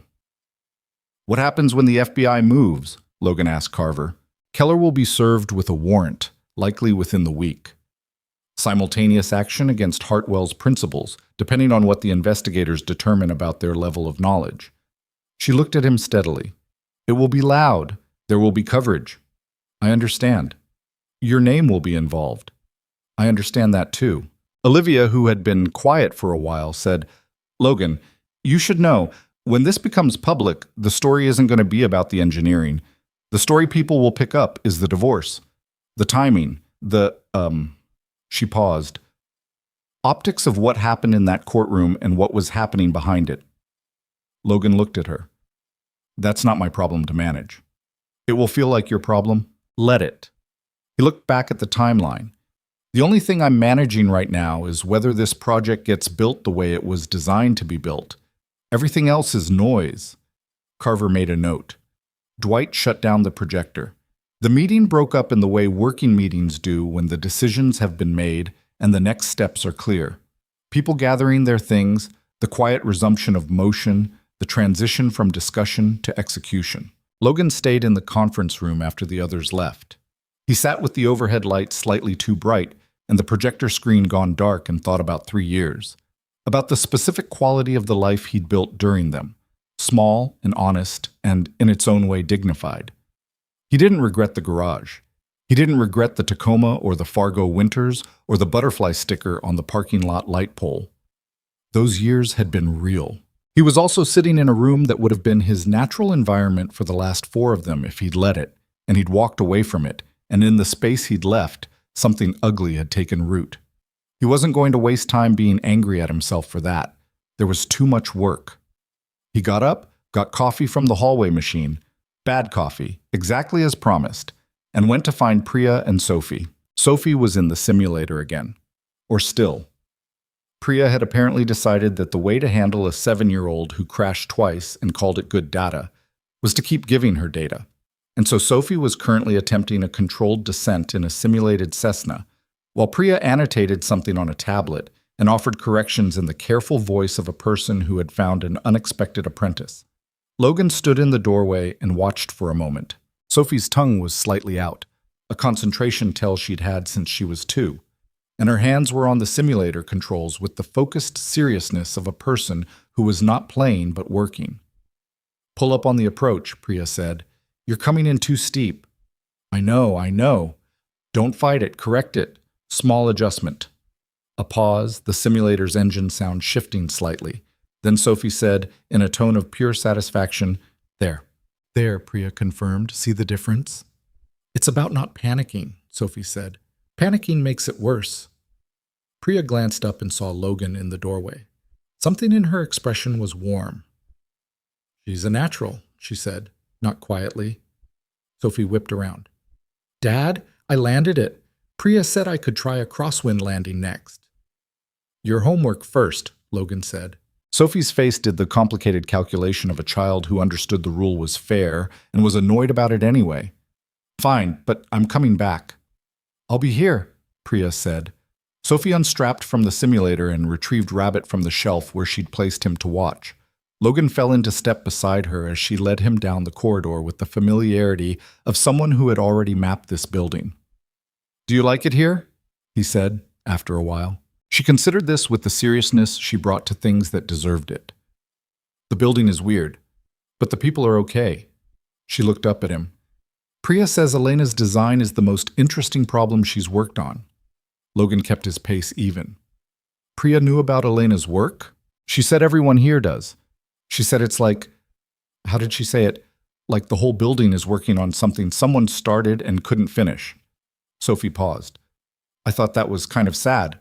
Then I thought it was kind of cool." Logan looked at his daughter walking beside him, rabbit under her arm, backpack bouncing, matter-of-fact in the particular way of children who had grown up absorbing complex things in small doses and integrating them without drama. "Yeah," he said, "it's both." That evening, after Sophie was asleep and the campus had gone quiet, Logan sat at the table in the suite with Notebook 9 open in front of him and worked. He wasn't reading anymore. He was building. He had a legal pad, actual paper, which he still preferred for early-stage thinking. And he was translating Elena's third-stage sequencing logic into a working specification, the kind that could be handed to a fabrication team and built from. The notation was dense. Some of it he understood immediately. Some of it he had to sit with, trace the reasoning across pages, understand not just what Elena had calculated, but why she'd approached it the particular way she had. It was like a conversation, in a way. Across time, across the specific cruelty of what had happened, she was still in the problem with him, still making arguments, still double-backing on her own assumptions. He followed her reasoning and sometimes disagreed with it, and then realized 3 lines later that she'd anticipated his disagreement and addressed it. She'd been better at this than him. He'd always known that. He'd never found it threatening. He wrote for 3 hours. By midnight, he had a rough specification for the third-stage compression system. It wasn't complete. He'd need 2 more nights, probably, and input from Olivia's fabrication team on tolerances and material availability. But it was the skeleton, the essential shape of it. He sat back and looked at what he'd written. Tomorrow he would walk into the fabrication bay and start translating this into physical reality. That was the part he knew how to do, the part that lived in his hands as much as his head, the back and forth between the idea and the material that was the actual work of engineering. He was good at it. He'd always been good at it. His phone buzzed. It was a number he didn't recognize. Fargo area code. He answered it. "Mr. Mercer," a woman's voice, careful and professional. "My name is Agent Diane Holloway, FBI Economic Crimes. I'm sorry to call at this hour. I've been in contact with your attorney, Ms. Campos, and with Sterling Aerospace's legal team, so you may already know that we're moving forward with—" "I know," Logan said. "I need to inform you that we've located Brandon Keller. He's in Fargo. We'll be executing the warrant tomorrow morning." A brief pause. "I also want to let you know that we received a voluntary disclosure this afternoon from Amber Collins." Logan was quiet. "She brought us documentation from Keller's personal email," Agent Holloway continued. "Financial records. She came in voluntarily with no attorney present initially, which suggests she's operating on conscience rather than strategy." Another pause. "She also asked, and I want to pass this along, whether Sophie was all right." The suite was very quiet. Logan could hear the climate control system, the faint Nevada wind outside the window, Sophie's breathing from the next room, steady and even and entirely unaware. "Tell her Sophie is fine," he said. "I'll do that." A pause. "Mr. Mercer, I know this has been a difficult—" "What time tomorrow?" he said. Agent Holloway seemed to understand that he wasn't interested in having the difficult conversation acknowledged. 7 a.m. Fargo time. Simultaneously, we'll be executing warrants at 2 Hartwell executive offices in Dallas. Okay. We may need you available for a call tomorrow afternoon to clarify some technical aspects of the stolen materials. I'll be available. Thank you. And Mr. Mercer?" She paused again, and this time the pause felt genuine, unscripted. "For what it's worth. I've worked economic crimes for 11 years. What you protected in that hangar, the way you maintained it, all this time, that matters. It's the reason we have a case." Logan looked at the legal pad in front of him, the pages of his own handwriting translating someone else's thinking into the language of buildable things. "It wasn't about the case," he said. I know, Agent Holloway said. That's why I mentioned it. She hung up. Logan set the phone down and looked at the notebook still open on the table. Page 47 of Notebook 9. Elena's handwriting in the specific blue ink she used for what she called conviction calculations. The ones she was sure about. Outside, the Nevada mountains were dark shapes against a darker sky. And somewhere in Fargo, North Dakota, a federal warrant was being finalized with Brandon Keller's name on it. And somewhere across the city from that, Amber Collins was sitting in a house that still had someone else's good rug on the floor, waiting for a morning that was going to change the shape of everything she thought she knew. Logan closed Notebook 9. He picked up the legal pad, read what he'd written, crossed out 2 lines, and rewrote them cleaner. He was always cleaner the second time. He worked until 1 in the morning, until the specification was as complete as he could make it alone, and then he went to bed. He didn't lie awake. He was asleep in minutes, the sleep of someone who has done what they could with the day they had and has made peace with the limits of that. In the morning, over eggs that Sophie declared inferior to his normal eggs because the pan was the wrong weight, they sat at the kitchen table and talked about crosswind landings and what makes a good correction as opposed to a panicked overcorrection. And neither of them mentioned Fargo or federal warrants or the particular weight of 3 years that was somewhere in the process of being lifted. Then Sophie went to find Priya, and Logan went to the fabrication bay, and the work continued. The call from Ruth Campos came at 2 in the afternoon. He was arrested this morning, she said. I watched it on the local news. His attorney released a statement in the first hour, which means he either already knew this was coming or he moves fast. She paused. Amber went in voluntarily yesterday evening. She's cooperating, full disclosure. I heard, Logan said. How are you doing with that? With her cooperating, I mean. Logan was standing in the fabrication bay, phone pressed to his ear, the turbine assembly 10 feet away. One of the engineers, a young man named Cole, who had the look of someone who'd been skeptical of Logan's arrival and was revising that opinion, was waiting for him to come back to the conversation they'd been having about tolerance specifications. I'm fine with it, Logan said. It's the right thing. You're not... There's no part of you that wants to... Ruth.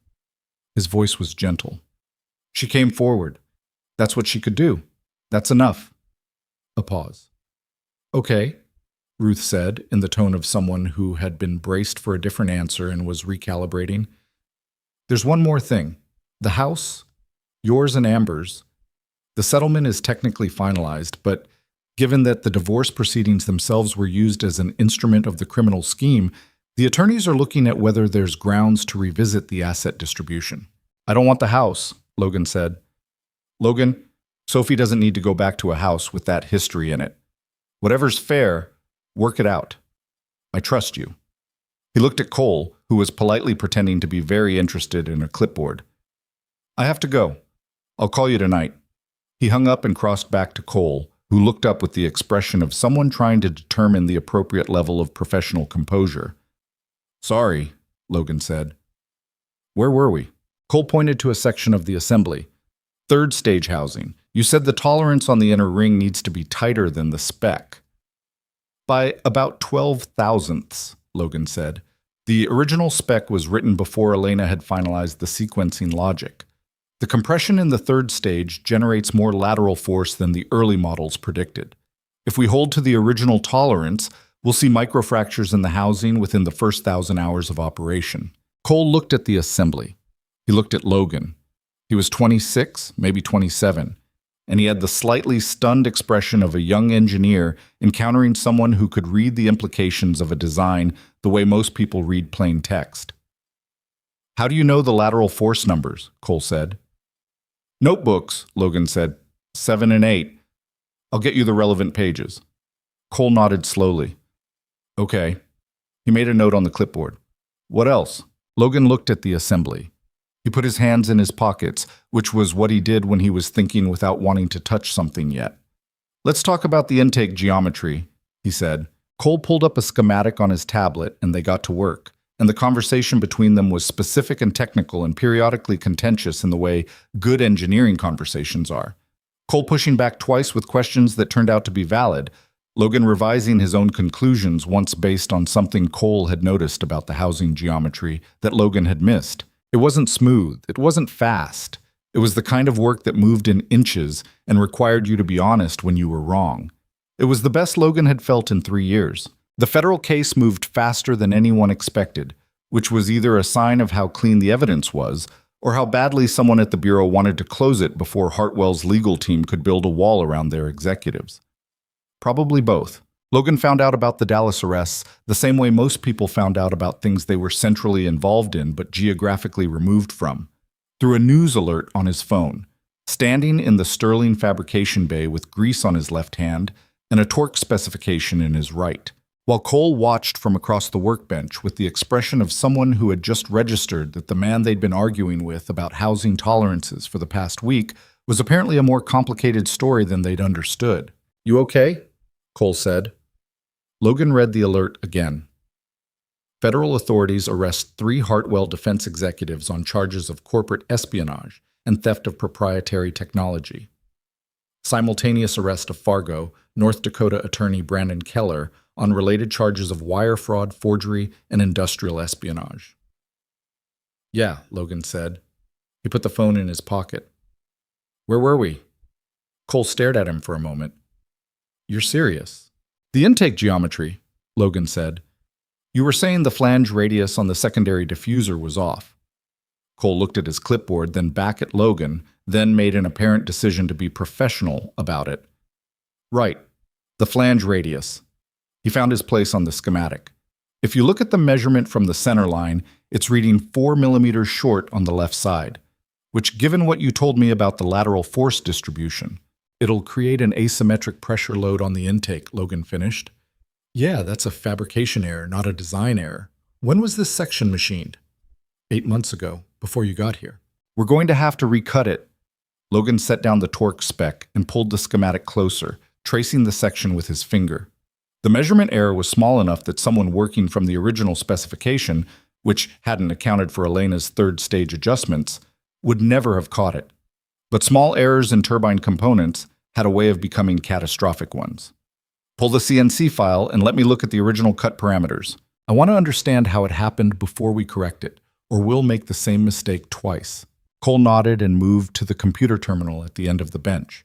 Logan looked at the flange, which sat in the assembly with the patient wrongness of a thing that had been built carefully to the wrong specification, and thought about the parallel between that and most of what had gone wrong in his life recently. Careful work. Wrong spec. Damage that accumulates quietly. His phone buzzed again. This time it was Olivia. "Board meeting moved to Friday. They want a progress report on the prototype. Can you give me something real by Thursday?" He typed back, "Yes. It won't be complete, but it'll be real." Her reply was immediate. "That's all I need." He put the phone away and bent back over the schematic. The thing about this kind of work, the detail work, the slow correction of accumulated errors, was that it required a specific kind of patience that had nothing to do with temperament and everything to do with understanding consequence.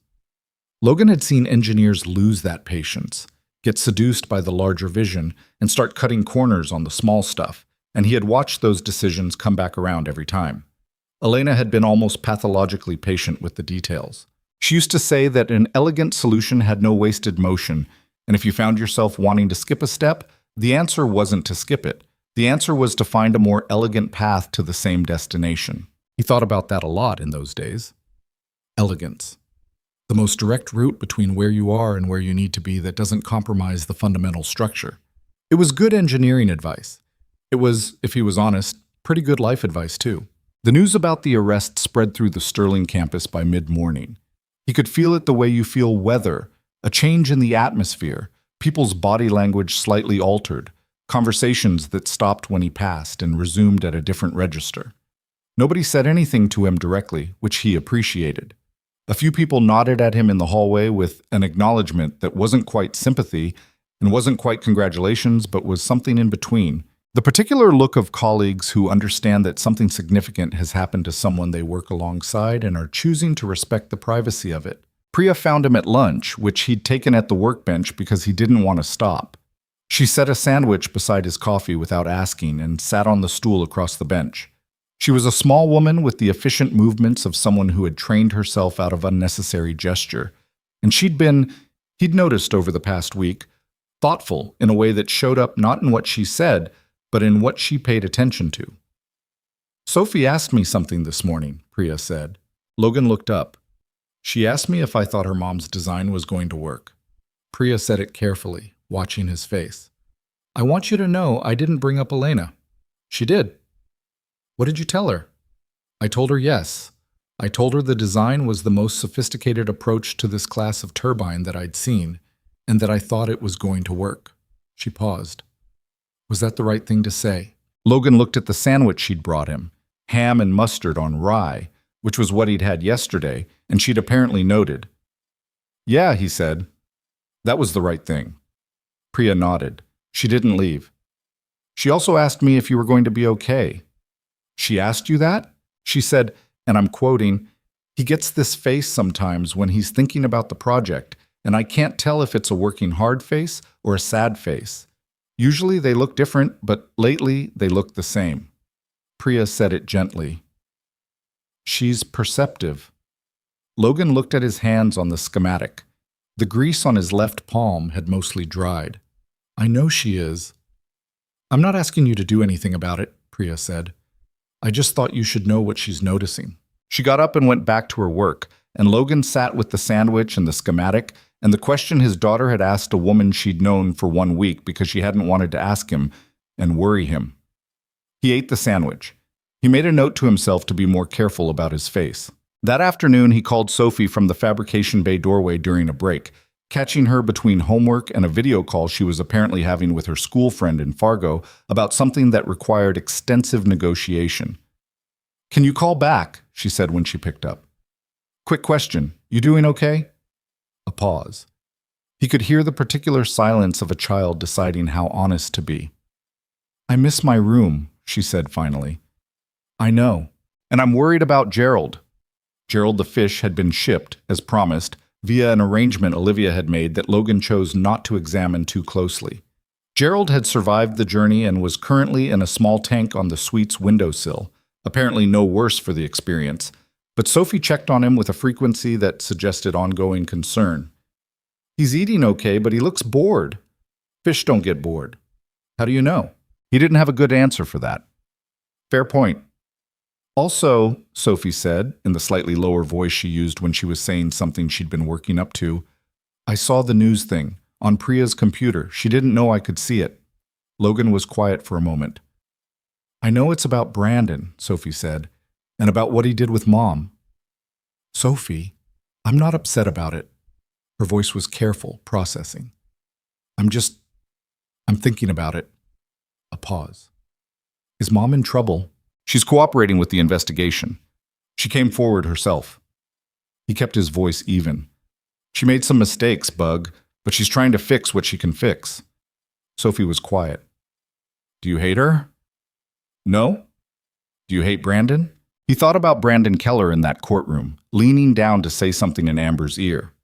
Brandon Keller, who had looked at a hangar full of someone's grief and seen an asset to be liquidated.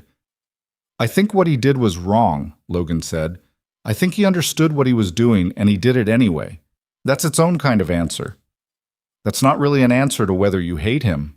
No, Logan said. It's not. But it's what I've got right now. Sophie seemed to accept this. He heard her shift on whatever surface she was sitting on. Priya thinks the turbine is going to be done in like 3 months. 3 months is optimistic. She says you work fast when you're motivated. She's been watching me for a week. She said she could tell. A pause. Dad, the working hard face and the sad face, I know they look different. I'm not confused about which one is which. I just think you're allowed to have both at the same time.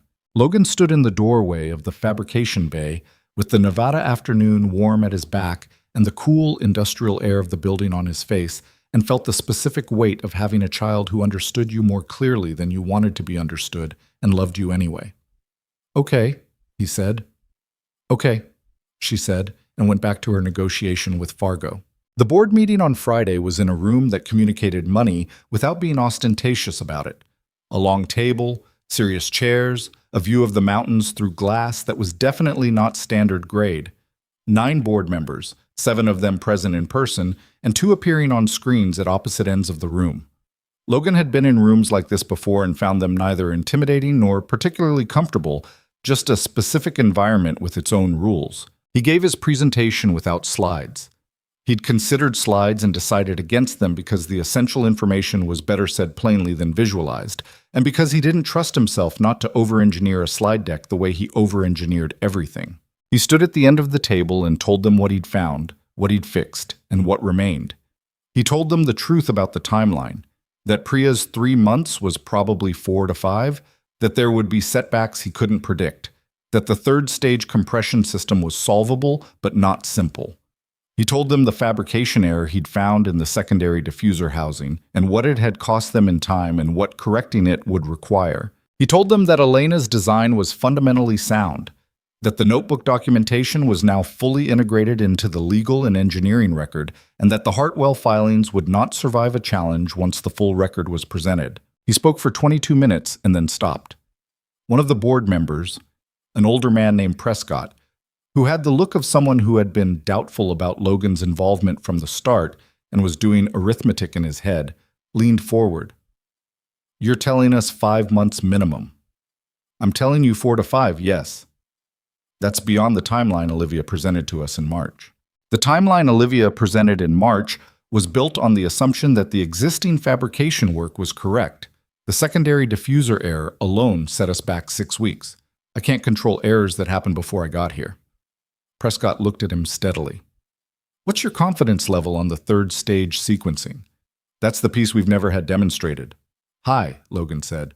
"That's not a number." "It's not a number because engineering confidence isn't a number, Mr. Prescott. It's a judgment call based on experience with the design, the materials, and the documentation. I've spent 30 hours with Logan Mercer's notebooks, and I understand the sequencing logic well enough to implement it. My confidence is high." "You built this design originally." "I was part of the team that developed it. Elena led it." He didn't hedge on this, didn't soften it. "The core innovation is hers.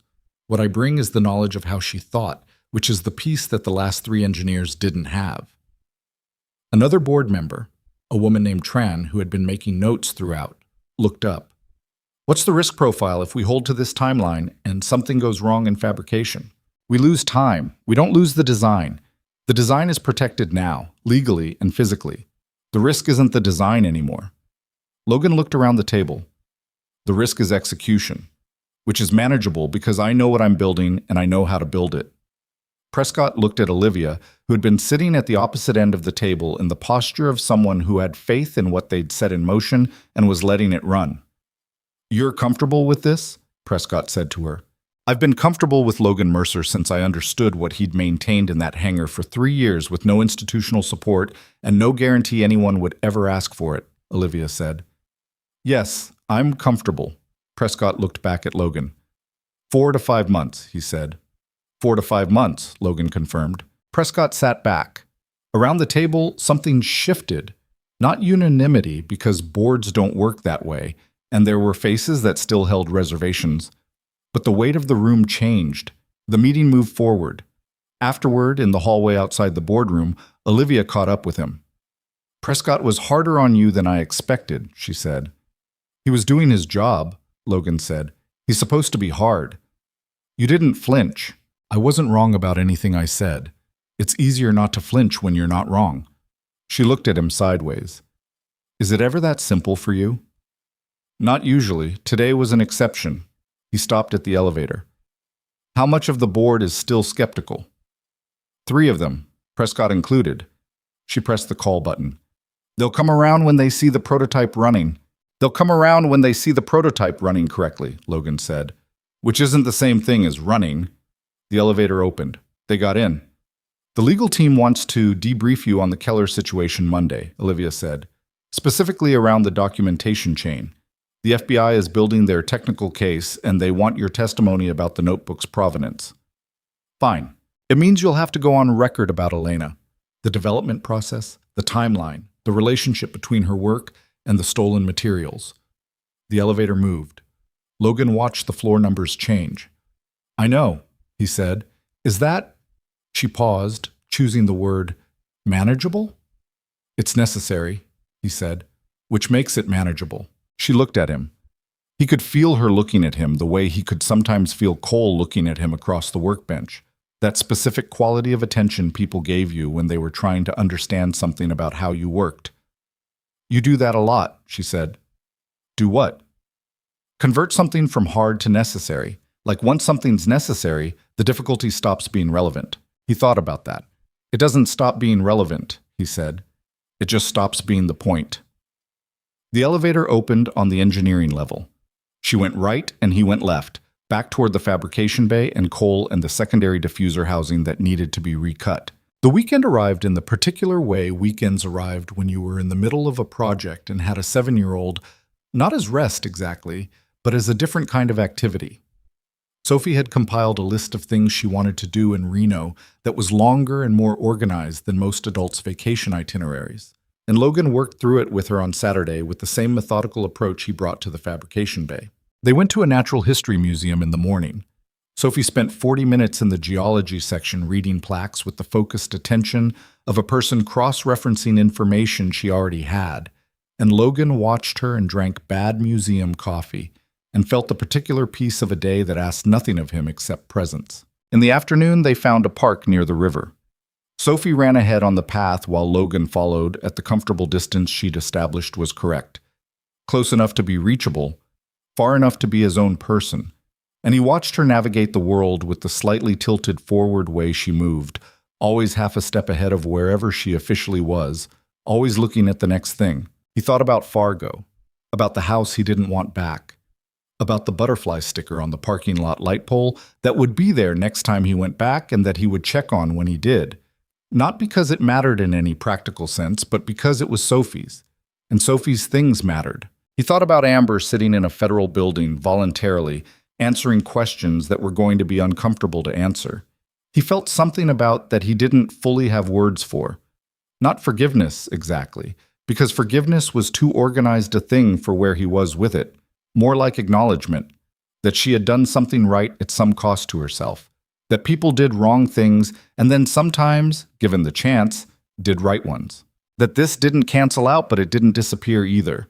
He thought about Elena because he was always thinking about Elena in some part of his brain, the way you think about the grammar of a language you were raised in.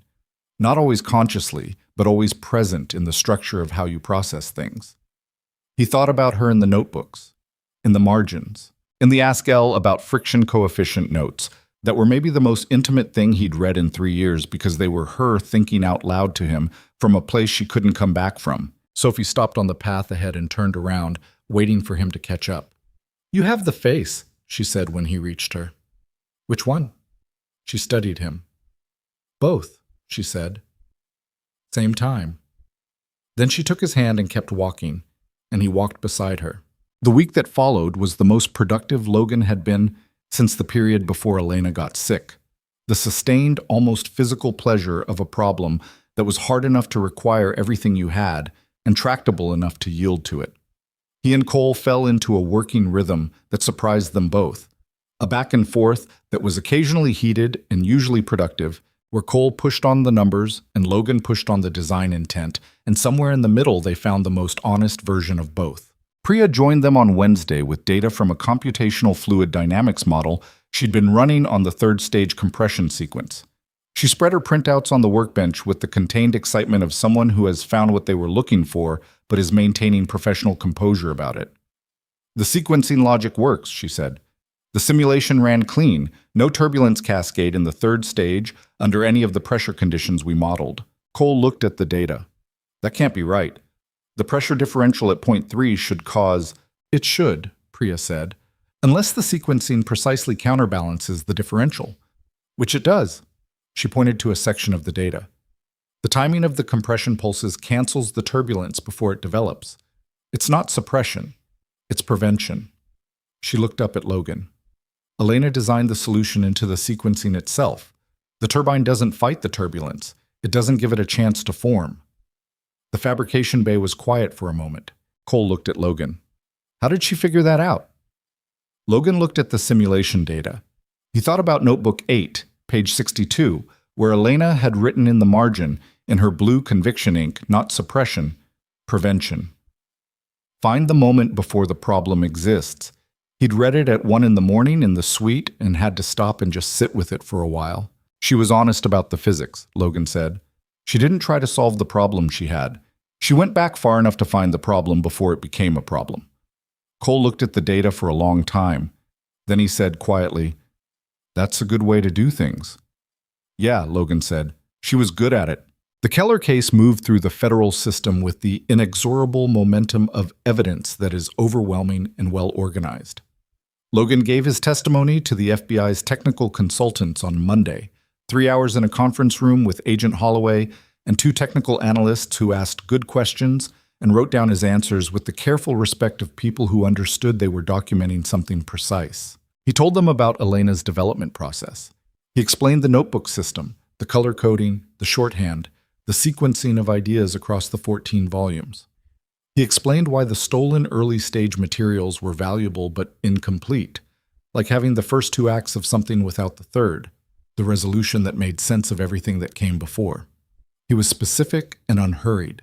And when Agent Holloway asked whether he thought Brandon Keller had understood the full value of what he'd stolen, Logan was quiet for a moment before he answered. "He understood it was worth money," Logan said. "I don't think he understood what it was. There's a difference." Holloway looked at him. "What do you mean?" "I mean that to someone who doesn't understand the engineering, those notebooks are a document with a dollar value attached to it.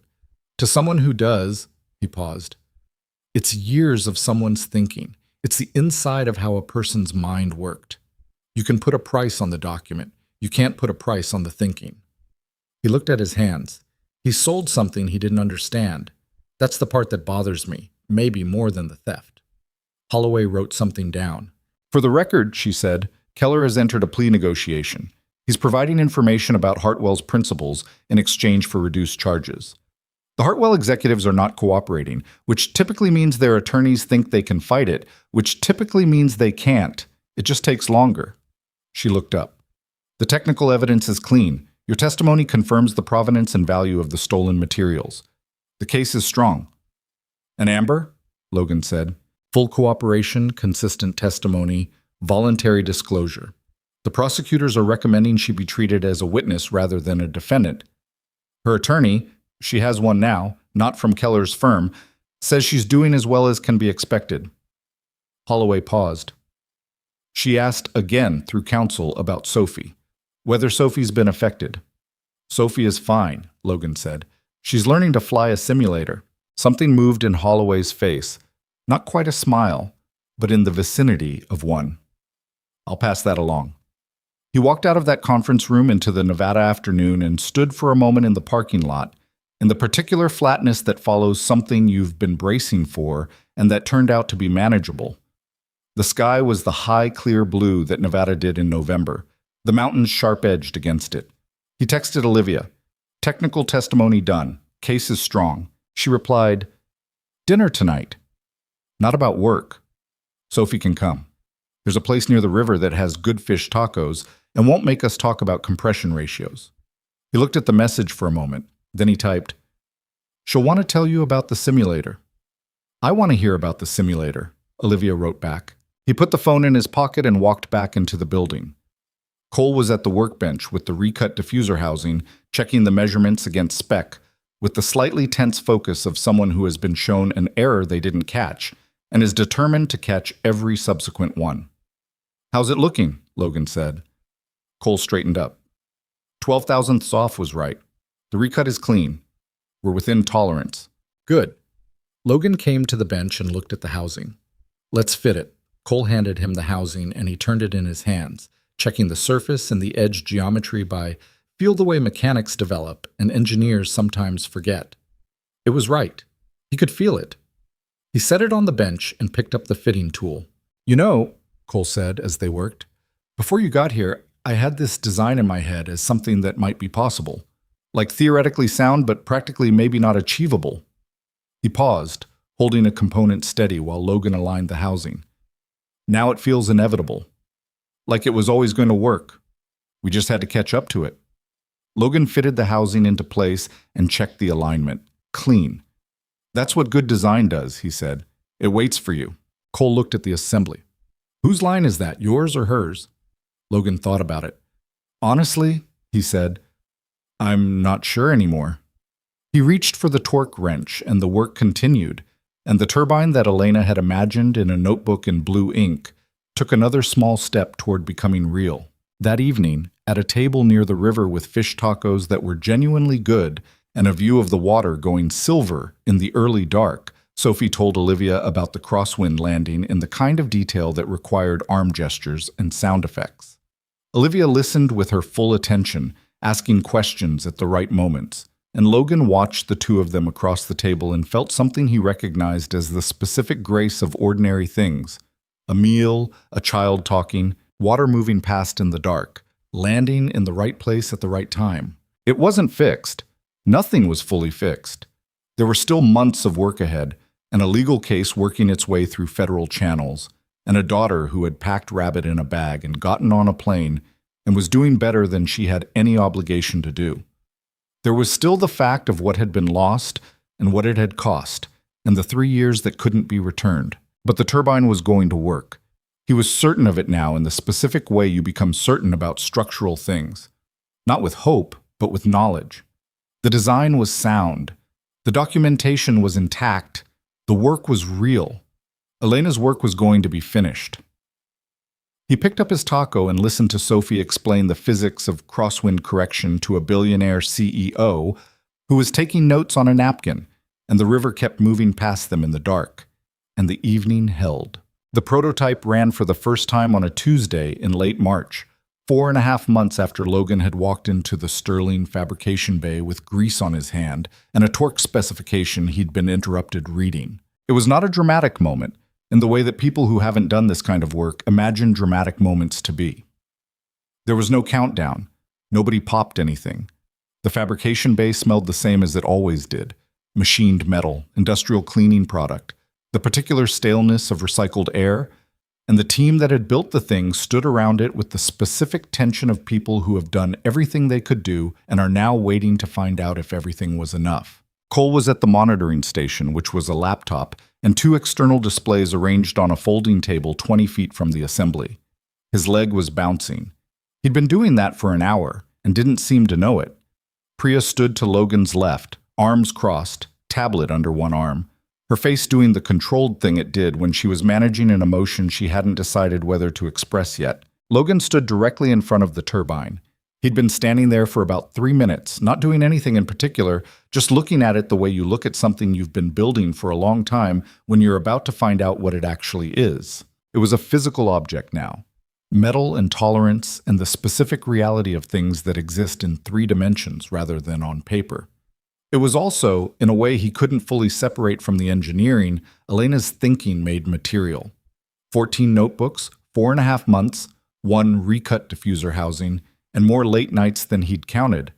All of it had led to this machine standing in this room under fluorescent lights, looking somewhat less heroic than the concept had been in the notebook sketches. Most things did. That was the truth about building. The idea is always more elegant than the object. The object has weight and surface imperfection, and the marks of the hands that made it. Logan had always thought that was fine. Better, even.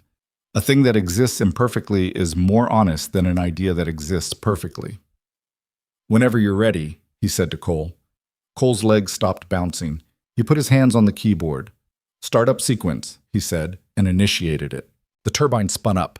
It did it the way a well-built machine does. Not dramatically, not with the violent initial struggle that poorly designed systems exhibit, but with a progressive build that you felt in your chest before you heard it clearly. A low harmonic that climbed in frequency and settled into something continuous and even.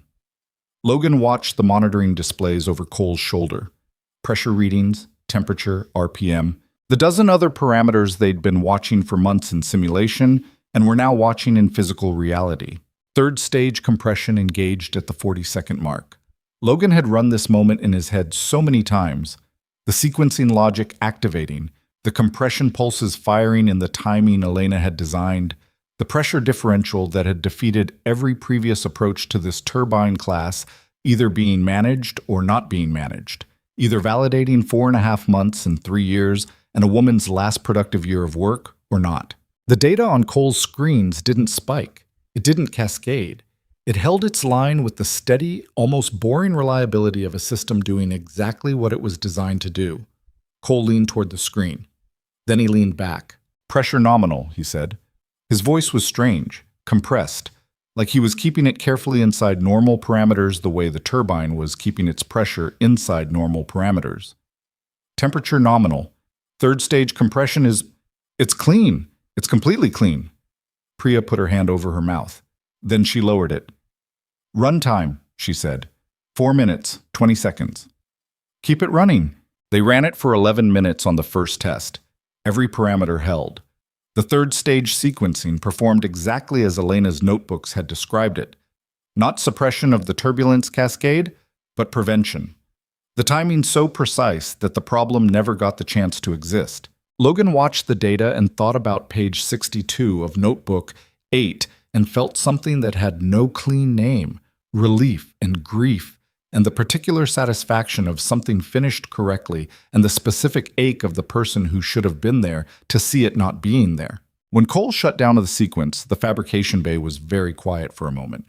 Then Cole said, "It works," in a voice that had completely given up on being professional about it. Priya made a sound that was not quite a word. Logan put his hand on the turbine housing. The metal was warm from the run. He held it there for a moment, palm flat against the surface, and didn't say anything. He didn't need to. Elena would have understood the gesture. She always had. They ran 3 more tests that day. 2 the following morning. All 5 were clean, each successive run building the data record that the engineers needed and that the legal team needed and that the board needed and that Logan needed. Not because he doubted it, but because certainty required evidence, and evidence required repetition. And he was not a man who stopped before the work was actually done. On the 3rd day after the first successful test, Olivia called a meeting that included the engineering team, the legal team, and the full board via video conference. She presented the test data with the same economy she brought to everything, let the numbers speak, and did not editorialize. The board, including Prescott, asked their questions. The questions were good. The answers were better. At the end, Prescott leaned back in his chair and looked down the conference table at Logan. "I was skeptical," he said. "I know," Logan said. "I want to go on record as having been skeptical," Prescott said, "because it makes the next part matter more. The design is everything Olivia said it was. You delivered what you said you'd deliver." He paused, and something in his face shifted from the board member expression into something more personal. "And the way you protected Elena Mercer's work, all those years, that deserves to be said out loud." Logan looked at the older man for a moment. "Thank you," he said, and meant it, and left it there. The board voted to move to full production development. Unanimous. Brandon Keller was sentenced 8 weeks after his arrest. The federal case had moved with the speed that happens when a defendant provides cooperation, and the evidence is clean, and the other side's attorneys are busy negotiating their own client's exposure rather than building a robust defense. He received 4 years in federal prison on the wire fraud and industrial espionage charges, with additional civil liability pending Sterling Aerospace's lawsuit for damages. Logan found out from Ruth Campos, who called on a Thursday afternoon while he was eating lunch at the fabrication bay workbench, which had become a habit so established that Cole had started leaving a stool clear for him. 4 years, Ruth said. With good behavior, probably less. "Okay," Logan said. "There's more. The asset distribution from your divorce. The attorneys have been working with the federal civil side. Because the proceedings were used instrumentally in the criminal scheme, there's a case for revisiting the settlement, specifically the liquid assets, the savings, the investment accounts. The house Amber is keeping, that's different. But the money that was direct product of the scheme, Ruth," Logan set down the sandwich. "I told you, I don't want to fight over the money." "It's not fighting. It's a legal determination that's moving forward regardless of whether you push it, because the federal case established the facts." She paused. "The number is about 60,000. After legal fees, it'll be processed through the court and returned to you. Put it in Sophie's education account." Silence on the line.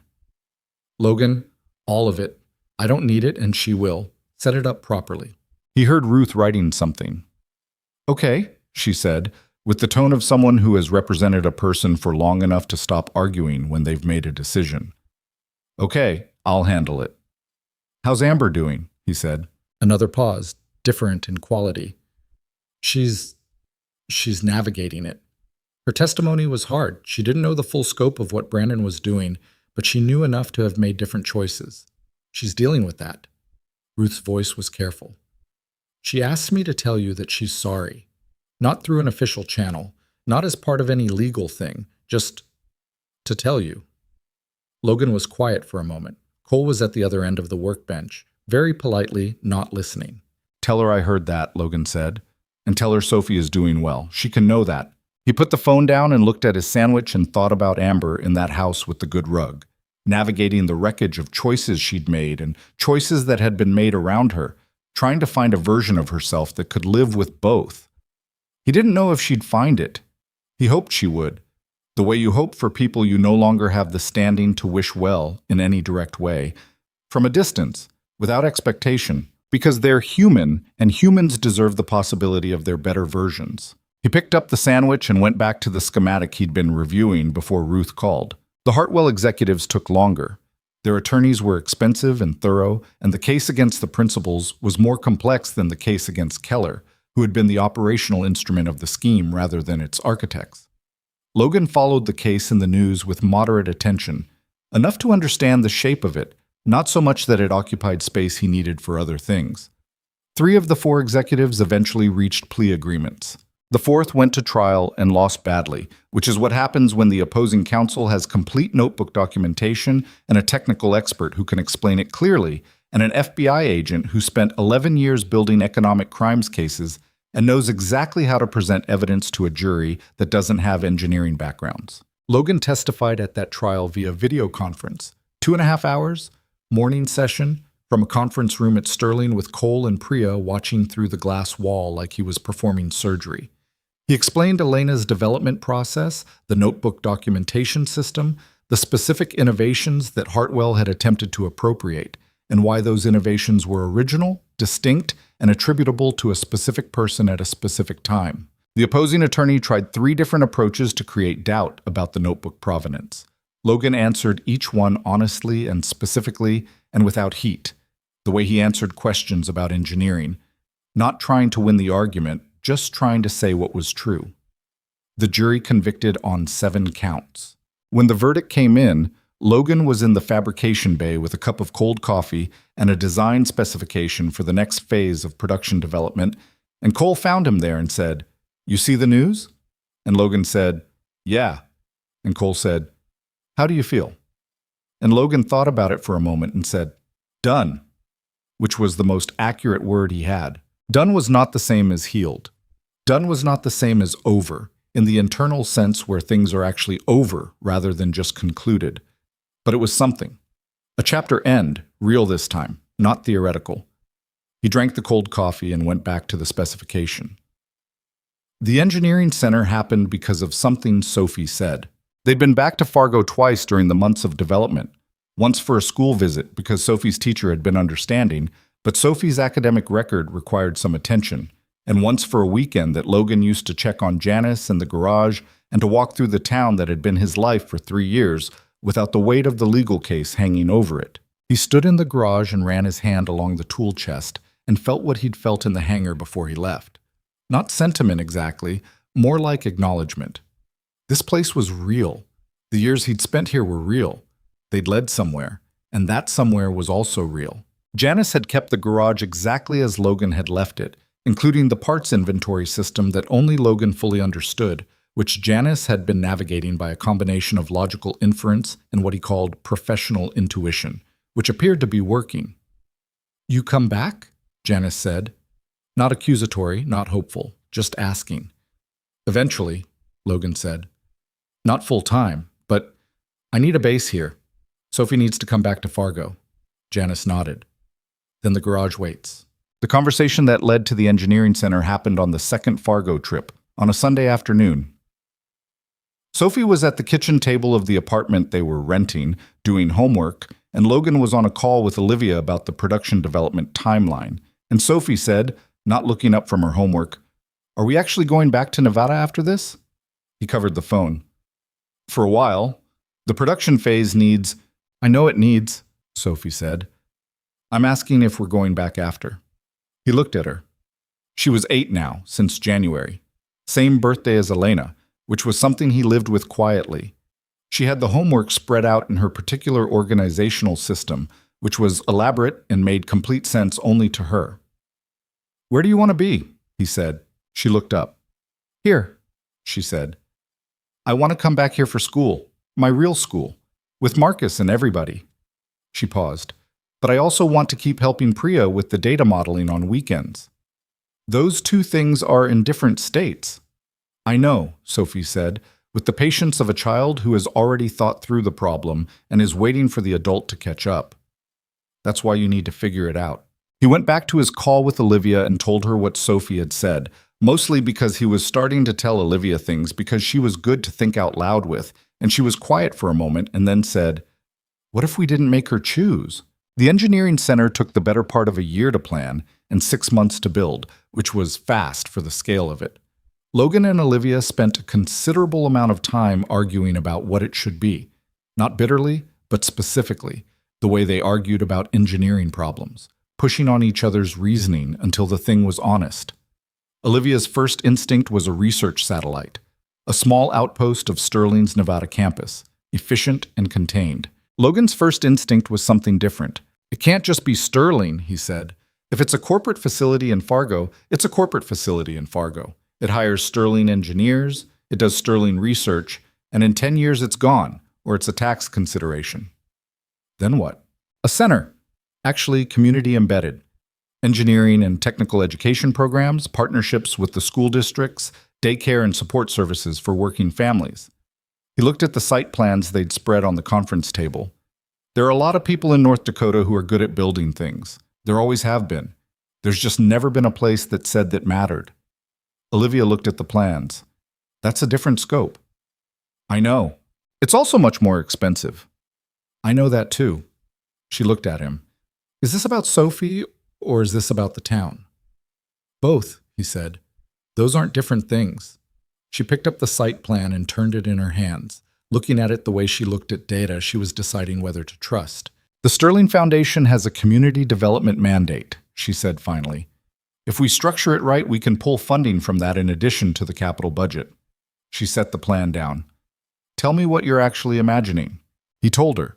It took an hour and a half and 2 rounds of coffee, and at some point they stopped talking about funding structures and started talking about what it should feel like to walk into that building, which was how Logan always knew a project had become real. When the conversation stopped being about mechanism and started being about the experience of the thing. The Mercer Sterling Engineering Center. The name was Olivia's suggestion, which she made simply and which Logan received simply, and neither of them made a thing of it. Opened on a Thursday in November when the North Dakota sky was doing its November thing, and the parking lot held more cars than anyone had projected, and somebody had failed to adequately heat the coffee station in the main atrium, which was a problem that got fixed in the first 45 minutes. 312 people came to the opening. School district representatives, local contractors. A Congressman Logan didn't know who had been briefed on the project and showed up with a prepared statement that was fine but ran 4 minutes too long. Engineers from Sterling's Nevada campus who had flown in, including Cole and Priya, who stood near the turbine display. A cross-section of the production prototype mounted on a wall panel, because Logan had argued that the center should have something real in it rather than just models. And Priya kept putting her hand on the display casing the way Logan had put his hand on the prototype housing the first time it ran, which he noticed and appreciated.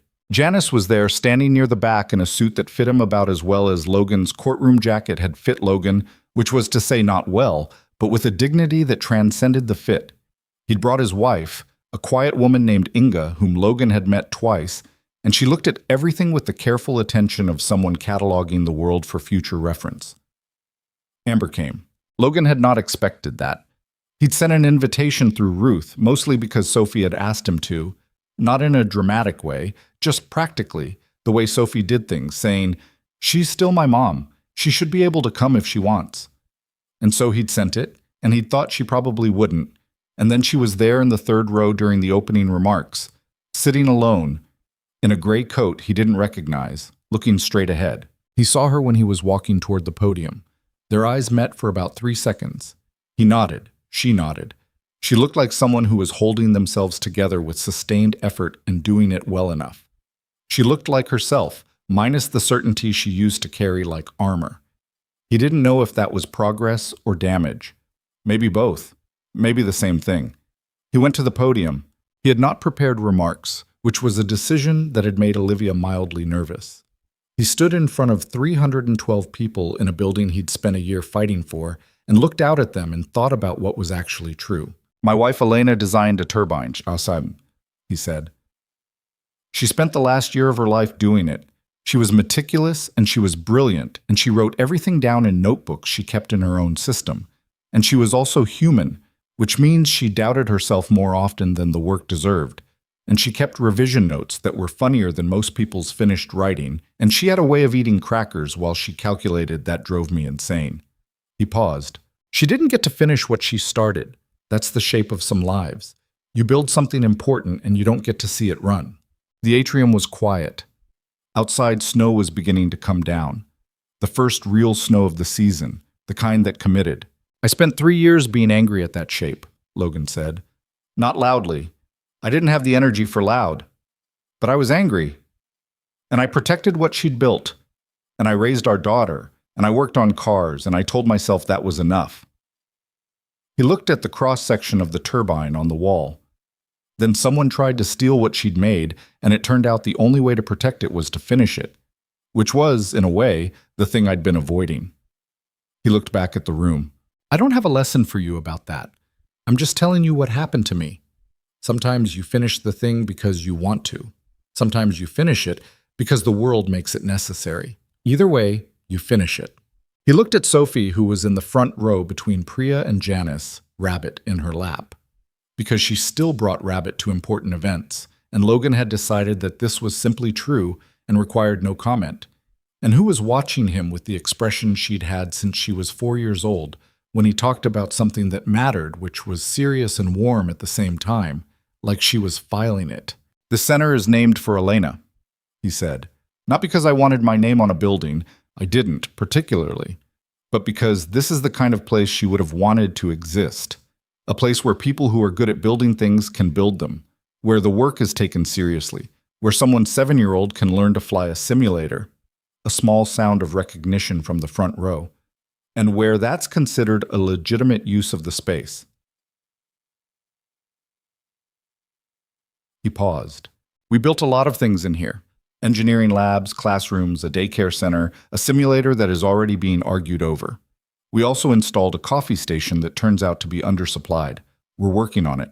Laughter, easy and real, moved through the room.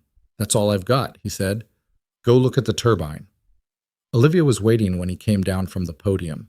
She handed him a cup of coffee, which was from a thermos she'd apparently brought from somewhere and not from the undersupplied station.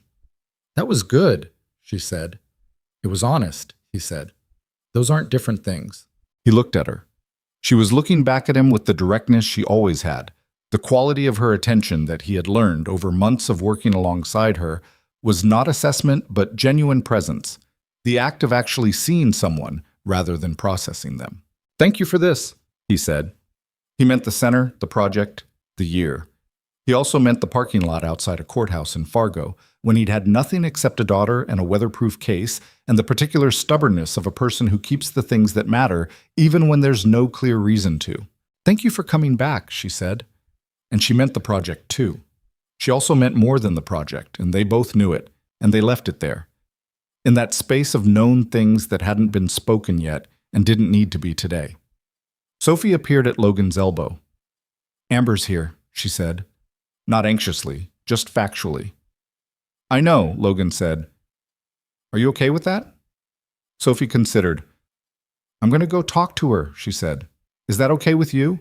Logan looked at his daughter, 8 years old, Rabbit under her arm, asking him for permission to do a kind thing. Yeah, he said. That's okay with me. He watched Sophie cross the atrium. He watched her reach Amber, who looked up from her gray coat with an expression that was, he couldn't fully see it from this distance, but he could read the posture, surprised, and then something that broke slightly at the edges, the particular breaking of someone who has been braced for less than they got. Sophie sat down next to her mother. She put Rabbit on the seat between them, which was Sophie's way of sharing something important without making it dramatic. Amber looked at the rabbit and then at Sophie, and whatever Sophie said next made Amber put her hand over her eyes for a moment, and then take it away, and nod. Olivia, who had followed his gaze, said quietly, "She's something, your kid." "Yeah," Logan said, "she really is." He thought about Elena, because he always did in moments when Sophie was most herself. He thought about what Elena would have made of this room, the building she'd never see, the turbine on the wall, the daughter they'd made together who was sitting next to the woman who had come after her and handing that woman a stuffed rabbit because that was Sophie's language for "I'm not keeping score and you don't have to earn this." He thought Elena would have found the engineering center ambitious in the specific way she liked things to be ambitious. Not grandiose, just honest about how large the actual problem was. He thought she would have been harder on the structural choices than Logan had been. He thought she would have been right.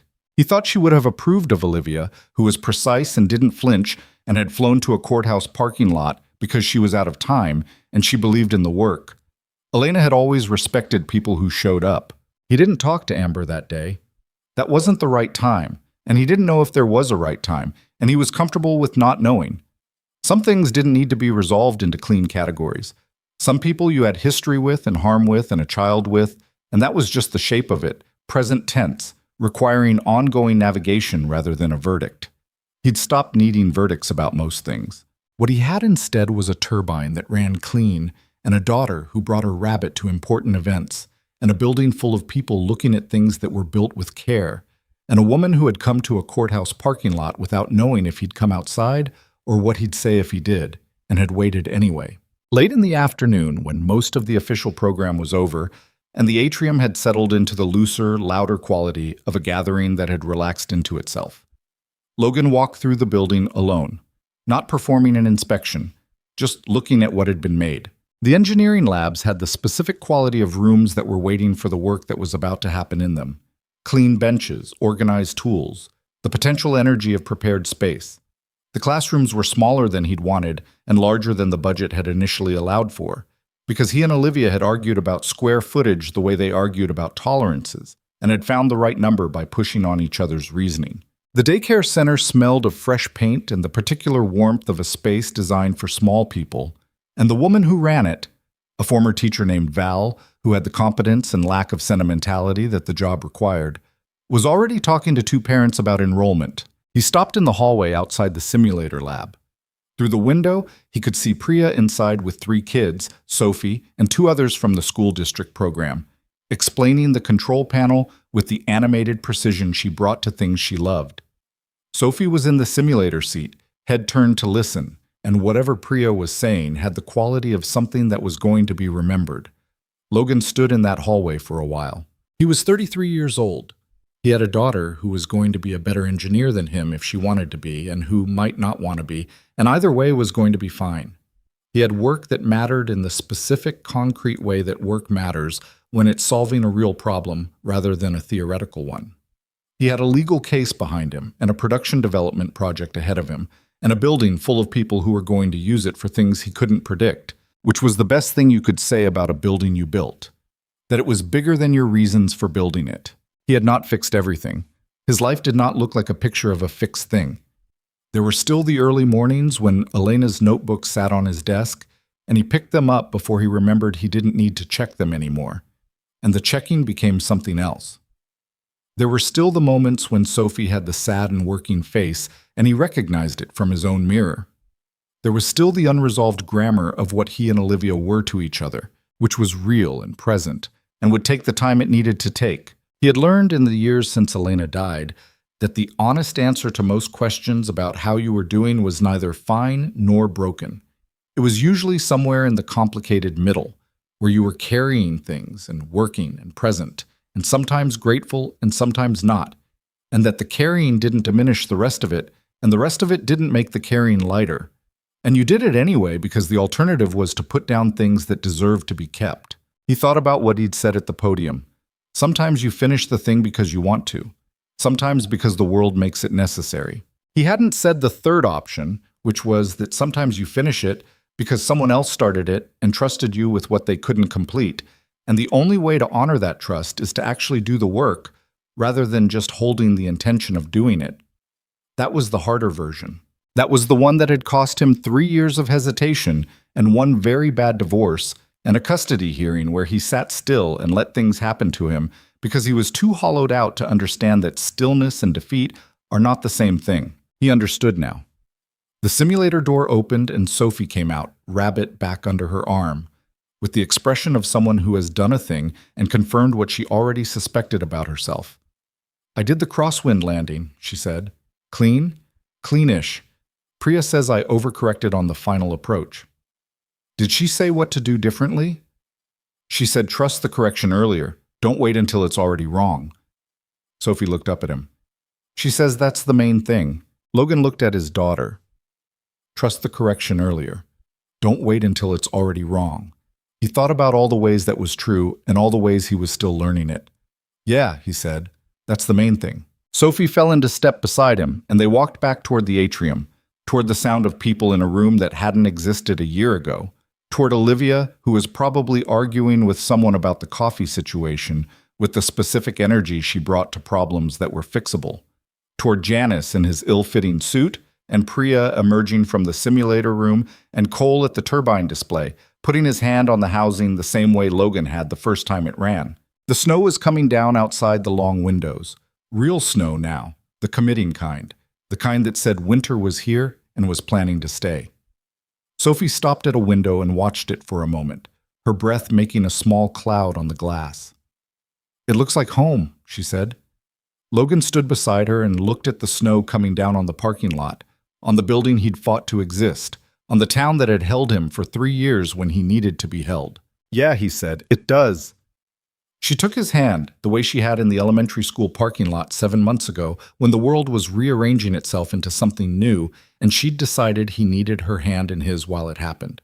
He was 33 years old, and his daughter still held his hand in public, and he intended to let her do it for as long as she wanted. They stood at the window and watched the snow, and behind them the building that bore Elena's name filled with the particular noise of something alive. And the turbine on the wall had run clean 5 times and would run clean again. And the work was not done. Work was never done. That was the other thing Elena had written in the margins. The work is never done, it just changes shape. But it was honest. And that, Logan had come to understand, was enough. Not in a small way. Not as a consolation. In the way that honest things are enough because they're real, and real things are the only foundation anything worth keeping can be built on. He squeezed his daughter's hand. She squeezed back. Outside, the snow kept falling.